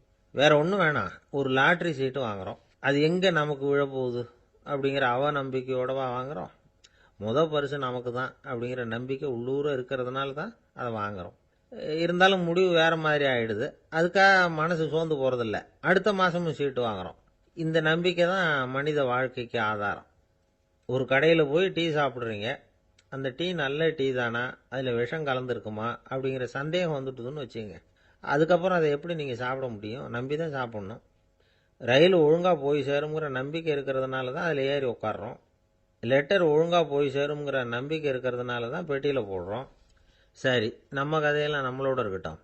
மனித நம்பிக்கை வந்து எந்த அளவுக்கு உறுதியாகவும் அறிவுபூர்வமாகவும் இருக்கணுங்கிறதுக்கு அலெக்சாண்டர் வாழ்க்கையில் நடந்த ஒரு சம்பவத்தை உதாரணமாக சொல்லலாம். இந்த உலகத்தையே ஜெயிக்கணும்னு புறப்பட்டார் அலெக்சாண்டர். ஒரு கட்டத்தில் அவர் சிட்னஸ் நதி கரைக்கு வந்து சேர்ந்தார். அந்த சமயத்தில் அவருக்கு கடுமையான நோய் வந்துட்டுது. அவர் கூடவே வந்திருந்த கிரேக்க வைத்தியர்கள் என்னென்னமோ முயற்சியெல்லாம் பண்ணி பார்த்தாங்க. இருந்தாலும் அலெக்சாண்டருக்கு வந்திருக்கிறது என்ன நோய்ங்கிறத அவங்களால கண்டுபிடிக்க முடியல. ஏன்னா அந்த பகுதியில் உள்ளவங்களுக்கு மட்டுமே அதிகமாக வரக்கூடிய ஒரு வினோதமான நோயாக இருந்தது அது. ஆனால் அவர் இருக்கிற இடம் எதிரியோட இடம், பாரசீக மன்னனோட ஆளுகைக்கு உட்பட்ட இடம். என்ன பண்ணுறது அப்படின்னு எல்லாரும் யோசனை பண்ணாங்க. பாரசீக மன்னனோட அரண்மனையில் இருக்கிற வைத்தியர் வந்தால் இந்த நோயை குணப்படுத்தி விடுவார் அப்படின்னு சொன்னாங்க. இருந்தாலும் எதிரியோட நாட்டில் இருக்கிற வைத்தியரை கூப்பிட்டு எப்படி நம்பி வைத்தியம் பார்க்க சொல்கிறது அப்படின்னு சொல்லி எல்லாரும் தயங்கினாங்க. ஆனால் அலெக்சாண்டர் தயங்கலை. பரவாயில்ல, அழைச்சிட்டு வாங்கன்னு விட்டார். உடனே அவரை போய் அழைச்சிட்டு வந்துட்டாங்க. அவர் வந்தார். அலெக்சாண்டர் உடம்பை பரிசோதனை பண்ணி பார்த்தார். சரி, இதை குணப்படுத்தி விடலாம், பயப்பட வேண்டியதில்லை. ஆனால் இதுக்கு ஒரு மூலிகை ரசம் தயார் பண்ணி கொடுக்கணும். நான் போய் அதை தயார் பண்ணிவிட்டு 2 நாளில் திரும்பி வந்துடுறேன் அப்படின்னு சொல்லிவிட்டு போனார் அந்த வைத்தியர். அதே மாதிரி 2 நாளில் திரும்பி வந்தார் மூலிகை ரசத்தோட. இதுக்கு இடையில் அலெக்சாண்டரோட தளபதிகளில் ஒருத்தர் ரகசியமாக ஒரு எச்சரிக்கை கடிதம் கொடுத்து அனுப்பியிருக்கிறான். அதை வாங்கி என்ன விஷயம்னு பார்த்தார். இப்போ உங்ககிட்ட வந்திருக்கிற எதிரி நாட்டு வைத்தியரை நம்பாதீங்க, அவன் கொண்டுகிட்டு வந்திருக்கிற மூலிகை ரசத்தில் விஷம் கலந்துருக்குது அப்படின்னு அதில் எழுதியிருக்கு. அதை பார்த்தார் அலெக்சாண்டர். இருந்தாலும் கொஞ்சம் கூட அலட்டிக்கல. வைத்தியர் கொடுத்த மருந்தை வாங்கி கடகடன்னு குடிச்சுட்டு அதுக்கப்புறம் அந்த கடிதத்தில் இருந்த விஷயத்தை அந்த வைத்தியர்கிட்ட சொன்னார். வைத்தியர் திகைச்சு போயிட்டார். தன் மேலே அலெக்சாண்டர் வச்சிருக்கிற நம்பிக்கையை பார்த்து அவருக்கு ரொம்ப வியப்பு. வைத்தியர் உண்மையிலேயே நல்ல மருந்து தான் கொண்டுட்டு கொடுத்துருக்கிறார், அதில் விஷம்லாம் எதுவும் கலக்கலை. அதுக்கப்புறம் அலெக்சாண்டர் அந்த வைத்தியரை பார்த்து சொன்னாராம், நம்பிக்கைங்கிற அச்சாணியை ஆதாரமாக வச்சுக்கிட்டு தான் இந்த உலகம் சுற்றிக்கிட்டு இருக்குது. எனக்கு எதிரியாக இருந்தாலும் பாரசீக மன்னர் ரொம்ப பெரியவர். அப்பேற்பட்ட மன்னருடைய அரண்மனை வைத்தியர் தொழில் நேர்மை இல்லாதவராக இருக்க மாட்டார். அப்படி இருந்தால் அவரை அரண்மனை வைத்தியராக வச்சிருக்கவே மாட்டாங்க அப்படின்னு நம்பினேன். என்னுடைய நம்பிக்கை வீண் போகலை அப்படின்னாராம். இதுதான் மானுட நம்பிக்கைங்கிறது. இந்த காலத்துலேயும் இது மாதிரி இந்த மானுட நம்பிக்கையை ரொம்பவும் சாமர்த்தியமாக கையாளுகிற கெட்டிக்காரங்க சில பேர் இருக்கிறாங்க. இந்த காலத்து குரு, அவருக்கு ஒரு சிஷ்யன். குரு முன்னாடி அந்த சிஷ்யன் ரொம்ப பணிவாக நின்று, குருவே, உங்கள் கையால் விஷத்தை கொடுத்தாலும் அதை வாங்கி மடமடன்னு குடிச்சிருவேன் அப்படின்னா. உன்னுடைய குரு பக்தியை மெச்சினேன் அப்படின்னார் குரு. அதுக்கு அந்த சிஷ்யன், அப்படி இல்லை குருவே, உங்ககிட்ட சிஷ்யனாக இருக்கிறத விட உங்கள் கையால் விஷத்தை வாங்கி குடிச்சு விடுறது ரொம்ப நல்லது, அதனால தான் அப்படி சொன்னேன் அப்படின்னா.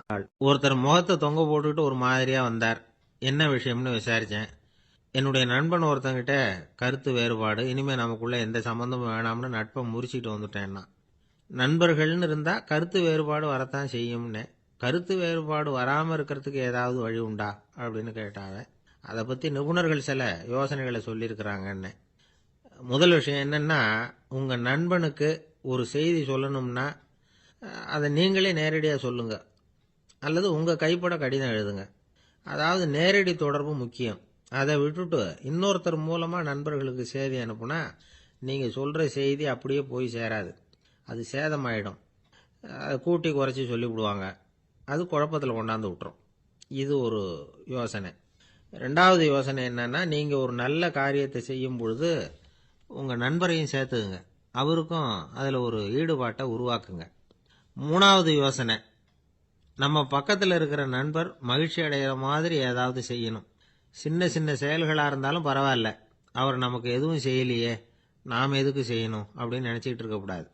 நாலாவது யோசனை என்னென்னா, உங்களுக்கு ஒரு பிரச்சனையா அல்லது உங்கள் நண்பருக்கு ஒரு பிரச்சனையா, எதுவாக இருந்தாலும் 2 பேரும் சேர்ந்து உட்காந்து ஆலோசனை பண்ணுங்க. நம்ம யோசனையும் கேட்கப்படுதே அப்படிங்கிற நினைப்பே அவருக்கு ஒரு மன நிறைவை உண்டாக்குமா.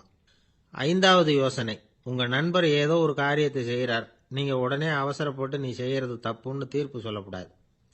அவர் அதை செய்யறதுக்கான நியாயங்கள் எவ்வளவோ இருக்கும், அதை புரிஞ்சுக்கிறதுக்கு முயற்சி பண்ணணும். 6வது யோசனை, உங்கள் நண்பர் என்ன சொன்னாலும் அதை பொறுமையாக கேளுங்க. அவர் சொல்கிறத புரிஞ்சுக்கணும், அவர் சொல்ல விரும்புகிறத புரிஞ்சுக்கணும், அவர் சொல்ல முடியாமல் தவிக்கிறதையும் புரிஞ்சுக்கணும். இப்படி 3 விதமாகவும் அவரை புரிஞ்சுக்கிட்டு அதுக்கு தகுந்த மாதிரி செயல்படணும். 7வது யோசனை என்னன்னா, உங்கள் நண்பர் உங்ககிட்ட ஏதோ ஒரு கருத்தை சொல்கிறார், அது உங்களுக்கு பிடிக்கல, அதுக்காக உடனே நீ சொல்கிறது சரியில்லை, நான் ஒத்துக்க மாட்டேன் அப்படின்லாம் மறுத்துக்கிட்டு இருக்கக்கூடாது. அவர் சொல்றதை கேட்கணும், பொறுமையா சிந்திக்கணும், அதுக்கப்புறம் பதில் சொல்லணும். இப்படிலாம் நடந்துக்கிட்டா நண்பர்களுக்குள்ள கருத்து வேறுபாடு வர்றதுக்கு வாய்ப்பே இருக்காது அப்படின்னு வல்லுநர்கள் தொகுத்து சொல்லியிருக்கிறாங்க இந்த யோசனைகளை. எனக்கு தெரிஞ்ச சில நண்பர்கள் உண்டு. அவங்களுக்குள்ளேயும் கருத்து வேறுபாடுகள் வராமல் இருக்கிறதுக்கு சில நுட்பங்களை கையாளுறது உண்டு. ஒருத்தர் சொன்னார், அந்த டாக்டர் சின்ன வயசுலேருந்து என் கூட பழகினவர். நாங்கள் 2 பேரும் இணை பிரியாத நண்பர்கள். இருந்தாலும் எனக்கு உடம்பு சரியில்லைன்னா நான் அவர்கிட்ட வைத்தியம் பார்த்துக்க மாட்டேன் அப்படின்னார் ஒருத்தர். ஏன் அப்படின்னு கேட்டேன். எங்கள் நட்பு கெட்டுப்போடக்கூடாது இல்லையா, அதனால தான் அப்படின்னாரு இவர். அம்மாக்காரங்களுக்கு அடிக்கடி ஏற்படுற கவலை ஒன்று உண்டு. அதாவது குழந்தை சரியாக சாப்பிட மாட்டேங்குதே அப்படிங்கிற கவலை. இவங்கெல்லாம் ஒரு விஷயத்த நல்லா புரிஞ்சுக்கணும். குழந்தைகள்ங்கிறவங்க பெரியவங்க மாதிரி இல்லை. அவங்க கடிகாரத்தில் மணியை பார்த்துட்டு சாப்பிட்றதுக்கு உட்கார்ற ரகம் கிடையாது. பசிச்சா சாப்பிடுவாங்க, இல்லைன்னா விளையாடுவாங்க அல்லது தூங்குவாங்க. அது புரியாமல் அவங்கள கட்டாயப்படுத்தி அல்லது மிரட்டி சாப்பிட வைக்கிறது ரொம்ப தப்பு. ஒரு 8 மாத குழந்தைக்கு 3 மணி நேரத்துக்கு ஒரு தடவை பசிக்கும். அந்த நேரம் பார்த்து சாப்பாடு கொடுத்தா அடம் பண்ணாமல் அது பாட்டுக்கு சாப்பிட்றோம். அதே குழந்தைக்கு 1 வயசு ஆகிறப்போ 4 மணி நேரத்துக்கு ஒரு தடவை பசிக்கும். இந்த வயசில் இயற்கையாகவே பசி குறைஞ்சிருக்கும். அது புரியாமல் என் குழந்தை முன்னாடி மாதிரி இப்போ சரியாக சாப்பிட மாட்டேங்கிறான் அப்படின்னு சில பேர் டாக்டர்கிட்ட போய் சொல்லிக்கிட்டு இருப்பாங்க. இன்னொரு விஷயம், ஒரு குழந்தைக்கு வயசு அதிகமாகிற வேகத்துக்கு உடம்பு எடையும் அதிகமாகிக்கிட்டே போகாது. உடம்பு எடை அதிகமாகிற வேகம் குறைஞ்சிக்கிட்டே வரும். 6 மாத குழந்தைக்கு ஒரு வாரத்தில் 150 கிராம் எடை கூடும். ஒரு வயசில் வாரத்துக்கு 71 கிராம் எடை கூடும். இது புரியாமல் அதிகமாக சாப்பாட்டை கொடுத்து குழந்தைய கஷ்டப்படுத்தக்கூடாது. ஏன்னா அளவுக்கு மீறின உணவு அஜீரணத்தை உண்டு பண்ணிவிடும். குழந்தைக்கு ஒரு தட்டில் கொஞ்சமாக ஆகாரத்தை வச்சு கொண்டுகிட்டு போய் கொடுக்கணும். மலை மாதிரி குவிச்சு வச்சா அதை பார்த்ததுமே பசி அடங்கி போயிடும். அடித்து மிரட்டி பயமுறுத்தி குழந்தைய சாப்பிட வைக்கிற பழக்கம் இருக்குது பாருங்கள். அதுக்கு ஃபுட் ஃபோர்ஸிங் அப்படின்னு பேர். இப்படி பண்ணுனா குழந்தைக்கு சாப்பாட்டில் விருப்பம் குறைஞ்சிரும். அதை கண்டாவே வெறுக்க ஆரம்பிச்சிடும். அது மாதிரி உளம் சார்ந்த பசி குறைவு, சைக்கோஜெனிக் அனோரெக்சியா, அது ஏற்படுமா. சாப்பாடுங்கிறதே ஒரு தண்டனை மாதிரி தோணும். குழந்தைகளுக்கு பிடிச்ச மாதிரியான ஆகாரத்தை கொடுக்கணும். சத்து அதிகம் இருக்குங்கிறதுக்காக அதுக்கு பிடிக்காத ஆகாரத்தை கொடுத்து கட்டாயப்படுத்தக்கூடாது. குழந்தைகளுக்கு 2 வயசு ஆகிறப்போ இயற்கையாகவே எதிர்மறை குணம் உண்டாகும். அதாவது அந்த எதிர்மறையாக பேசுறது. இது மாதிரி சமயங்களில் நாம் என்ன சொல்கிறோமோ அதுக்கு நேர்மாறாக நடந்துக்கும். ஏட்டிக்கு போட்டி. சாப்பிட சொன்னால் விளையாட போவோம், விளையாட சொன்னால் சாப்பாடு கேட்கும். இதை புரிஞ்சுக்கிட்டு நடந்துக்கணும். குழந்தை சொன்ன பேச்சை கேட்கலேன்னு கோவப்படக்கூடாது. குழந்தை வளர வளர பிடிவாத குணம் வர்றது சகஜம். கேட்டதை வாங்கி கொடுத்தாதான் சாப்பிடுவேன் அப்படின்னு பிடிவாதம் பண்ணும். வாங்கி கொடுத்துடுறது தான் உத்தமம். நீங்களும் அதுகிட்ட பிடிவாதம் பண்ணிகிட்டு இருக்கக்கூடாது. ஏன்னா கேட்டது கிடைக்கலையேங்கிற ஏமாற்றம் கூட குழந்தையோட பசியை குறைச்சிரும். கேட்டது கிடைச்சுட்டா பசி அதிகமாகும்.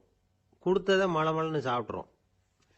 குழந்தைகளுக்கு கண்ட கண்ட நேரத்தில் சாப்பிட்றதுக்கு எதையாவது வாங்கி கொடுத்துக்கிட்டு இருந்தால் சாப்பாட்டு நேரத்தில் சாப்பிடாம அடம் பண்ண ஆரம்பிச்சிடும். பள்ளிக்கூடம் போகிற பிள்ளைங்க காலை உணவை சரியாக சாப்பிட மாட்டாங்க. அச்சம், அவசரம், பரபரப்பு இதெல்லாம் தான் காரணம். பள்ளிக்கு புறப்படுறதுக்கு ஒரு 3/4 மணி நேரத்துக்கு முன்னாடியே சாப்பாடு போட்டுருங்க, அது சரியாக போடும். படிக்கிற குழந்தைகள் உடல் சோர்வு, மனச்சோர்வு இது காரணமாக கூட சாப்பிட மறுக்கிறது உண்டு. இப்போ உதாரணமாக சாயந்தரம் விளையாடி விட்டு வீட்டுக்கு வந்ததும் சாப்பிட சொன்னால் வேணாம்பாங்க. இது உடல் சோர்வு. ரொம்ப நேரம் வீட்டு பாடங்களை செஞ்சு முடித்த கையோடு சாப்பிட சொன்னாலும் அவங்களால சரியாக சாப்பிட முடியாது. இது உளச்சோர்வு, அதாவது மனச்சோர்வு. இதை தவிர குழந்தைகளுக்கு உடல் நலக்குறைவு ஏற்பட்டால் கூட சாப்பிட மறுக்கிறது உண்டு. சில மருந்து மாத்திரைகள் கூட பசியை குறைச்சிரும். அதனால் சரியாக தெரிஞ்சுக்கிட்டு குழந்தைகளை சாப்பிட வைக்கணும். அது புரியாமல் கையில் சாப்பாட்டு தட்டை வச்சுக்கிட்டு குழந்தைகளை விரட்டிக்கிட்டு அலையக்கூடாது. ஒரு சின்ன பையன் சொன்னான், எங்கள் அம்மா சாப்பாடு போடுறது தெரிஞ்சால் நான் உடனே வீட்டை விட்டு வெளியில் ஓடி போடுவேன் அப்படின்னா. ஏன் அப்படி பண்ணுறேன்னு கேட்டோம். எங்கள் அப்பா கூட அது மாதிரி தான் சார் பண்ணுவார் அப்படிங்கிறான். ஒருத்தர் ரொம்பவும் மகிழ்ச்சியாக வந்துக்கிட்டு இருந்தார். என்ன விஷயம்னு விசாரித்தேன். நான் தோற்று போயிட்டேன், அதுதான் மனசுக்கு மகிழ்ச்சியாக இருக்குது அப்படின்னார். எனக்கு இது ரொம்ப ஆச்சரியமாக போச்சு. இந்த உலகத்தில் தோற்று போகிறவங்க யாரும் மகிழ்ச்சியாக இருக்கிறது இல்லை. அப்படி இருக்கிறப்ப இவர் இப்படி சொல்கிறாரே, எங்கே தோற்று போனீங்கன்னு கேட்டேன். அதுக்கப்புறம் தான் அவர் விவரமாக சொன்னார். என்னோட 5 வயசு குழந்தையோட நான் விளையாடிக்கிட்டு இருந்தேன். அந்த விளையாட்டில் என் குழந்தை ஜெயிச்சுட்டுது, நான் தோற்று போயிட்டேன் அப்படின்னார் ரொம்ப உற்சாகமாக. நான் யோசித்து பார்த்தேன். அதாவது நாம் சின்ன குழந்தையா இருக்கிறப்போ எந்த விளையாட்டில் கலந்துக்கிட்டாலும் அதில் நாம தான் ஜெயிக்கணும்னு ஒரு வெறி நமக்குள்ளே இருக்கும். நம்மளை எதிர்த்து விளையாடுறவர் நல்லவரா கெட்டவரா பெரியவரா சின்னவரா அப்படிங்கிறதெல்லாம் முக்கியம் கிடையாது. அவர் தோத்து போகணும், நாம ஜெயிக்கணும், அதுதான் முக்கியம். எதிரியை சந்தோஷப்படுத்த விளையாடுகிற கலை அப்ப நமக்கு தெரியறதில்ல. வாழ்க்கையில் ஒரு பக்குவம் வந்ததுக்கு அப்புறம் வெற்றி பெறணுங்கிற மன அழுத்தம் போயிடுது. போட்டியில் ஜெயிக்கணுங்கிறத விட குழந்தைய சந்தோஷப்படுத்தணுங்கிறது முக்கியமா போச்சு. ஜெயிக்கணுங்கிற வெறி ஓடி போட்டுது. ஒரு குழந்தையா இருந்தப்போ நம்ம வளர்ச்சிக்கு உதவிய வெறி பெரியவனானதுக்கு பிறகு நமக்கு எதிரியா மாறுது. அதை சரியான சமயத்தில் நாம புரிஞ்சுக்கிட்டோம்னா போதும், நாம பொழைச்சிக்கலாம். ஒவ்வொரு மனுஷனுமே வாழ்க்கையோட அடுத்த கட்ட வளர்ச்சியில் அடி எடுத்து வைக்கிற நேரத்தில் தன்கிட்ட இருந்து ஏதோ ஒரு குணத்தை அல்லது தன் குணம் இருந்த ஏதோ ஒரு உறவை நாம இழக்கத்தான் வேண்டியிருக்குது. ஒரு கட்டம் வரைக்கும் உதவியா இருந்த குணம் அடுத்த கட்டத்துக்கு தடையா கூட மாறிடலாம். இந்த பரிமாண மாற்றத்துக்கு உள்ளாகிற ஒவ்வொருத்தரும் பிரத்யட்சமா இதை உணர்றாங்க. ஆனா பல பேர் எப்படின்னா பழசை திறந்துட்டு புதிய கொள்கைகளை உருவாக்கிக்கிறதுக்கு இஷ்டம் இல்லாம இருந்துடுறாங்க, அல்லது அப்படி செய்ய முடியாம தவிக்கிறாங்க. இதையெல்லாம் மீறி அந்த பழசை திறந்துட்டா அதை இழந்ததால உண்டாகிற மன அழுத்தம் சில காலத்துக்கு வருத்திக்கிட்டு தான் இருக்கும், வேற வழி இல்லை. ஆரோக்கியமான ஒரு முன்னேற்றத்துக்காக அந்த மன அழுத்தத்தை தாங்கிக்கத்தான் வேணும் அப்படிங்கிறாரு அந்த உலக புகழ்பெற்ற மேதை ஒருத்தர், இந்த ஸ்காட் பெக் அப்படிங்கிறவர். பிறந்த நாள் முதல் இதுதான் சரி அப்படின்னு கற்பிக்கப்பட்டு வந்த ஒவ்வொரு தத்துவத்தையும் தங்களுடைய வளர்ச்சிக்கு தகுந்த மாதிரி மாற்றி அர்த்தப்படுத்தி கொள்ள முடியாமல் வாழ்க்கை சூழல்ல அப்படியே அரைப்பட்டு தூளாகிறவர்கள் தான் ரொம்ப தவிக்கிறாங்களாம். இதுதான் அவருடைய கருத்து. பெரும்பாலும் மனிதர்களுடைய நடுத்தர வயசுல, அதாவது 30 தாண்டுகிற சமயத்துல தான் இந்த தவிப்பு உண்டாவதுதான். இதை தான் மேற்கத்திய நாடுகளில் அடிக்கடி மிட் லைஃப் கிரைசிஸ் அப்படின்னு சொல்றாங்க. அப்பப்போ பழசையெல்லாம் தொலைச்சி விட்டு புதுசு புதுசா பிறக்கிறதுக்கு கத்துக்கணும். ஒவ்வொரு நிமிஷத்தையும் அந்த நிமிஷத்துக்கு ஏற்ற சித்தாந்தம் கொண்டவர்களாக சந்திப்போம் அப்படிங்கிறார் அந்த உளவியல் நிபுணர். இப்படி பழகிக்கிட்டா வாழ்க்கை இன்பமயம், இல்லைன்னா தவிப்பு மயம்தான். பழசை தொலைக்க முடியாதவர்கள்ல எத்தனையோ பேர் உண்டு, எத்தனையோ ரகம் உண்டு. அதில் வேடிக்கையான நண்பர்களும் உண்டு. ஒருத்தர் நண்பர் வீட்டுக்கு போனார். அவர் ஏதோ இனிப்பு பலகாரம் கொடுத்து சாப்பிட சொல்லியிருக்கிறாங்க அவங்க வீட்டில். இவர் சாப்பிட்டு பார்த்துட்டு சொன்னாராம், சார்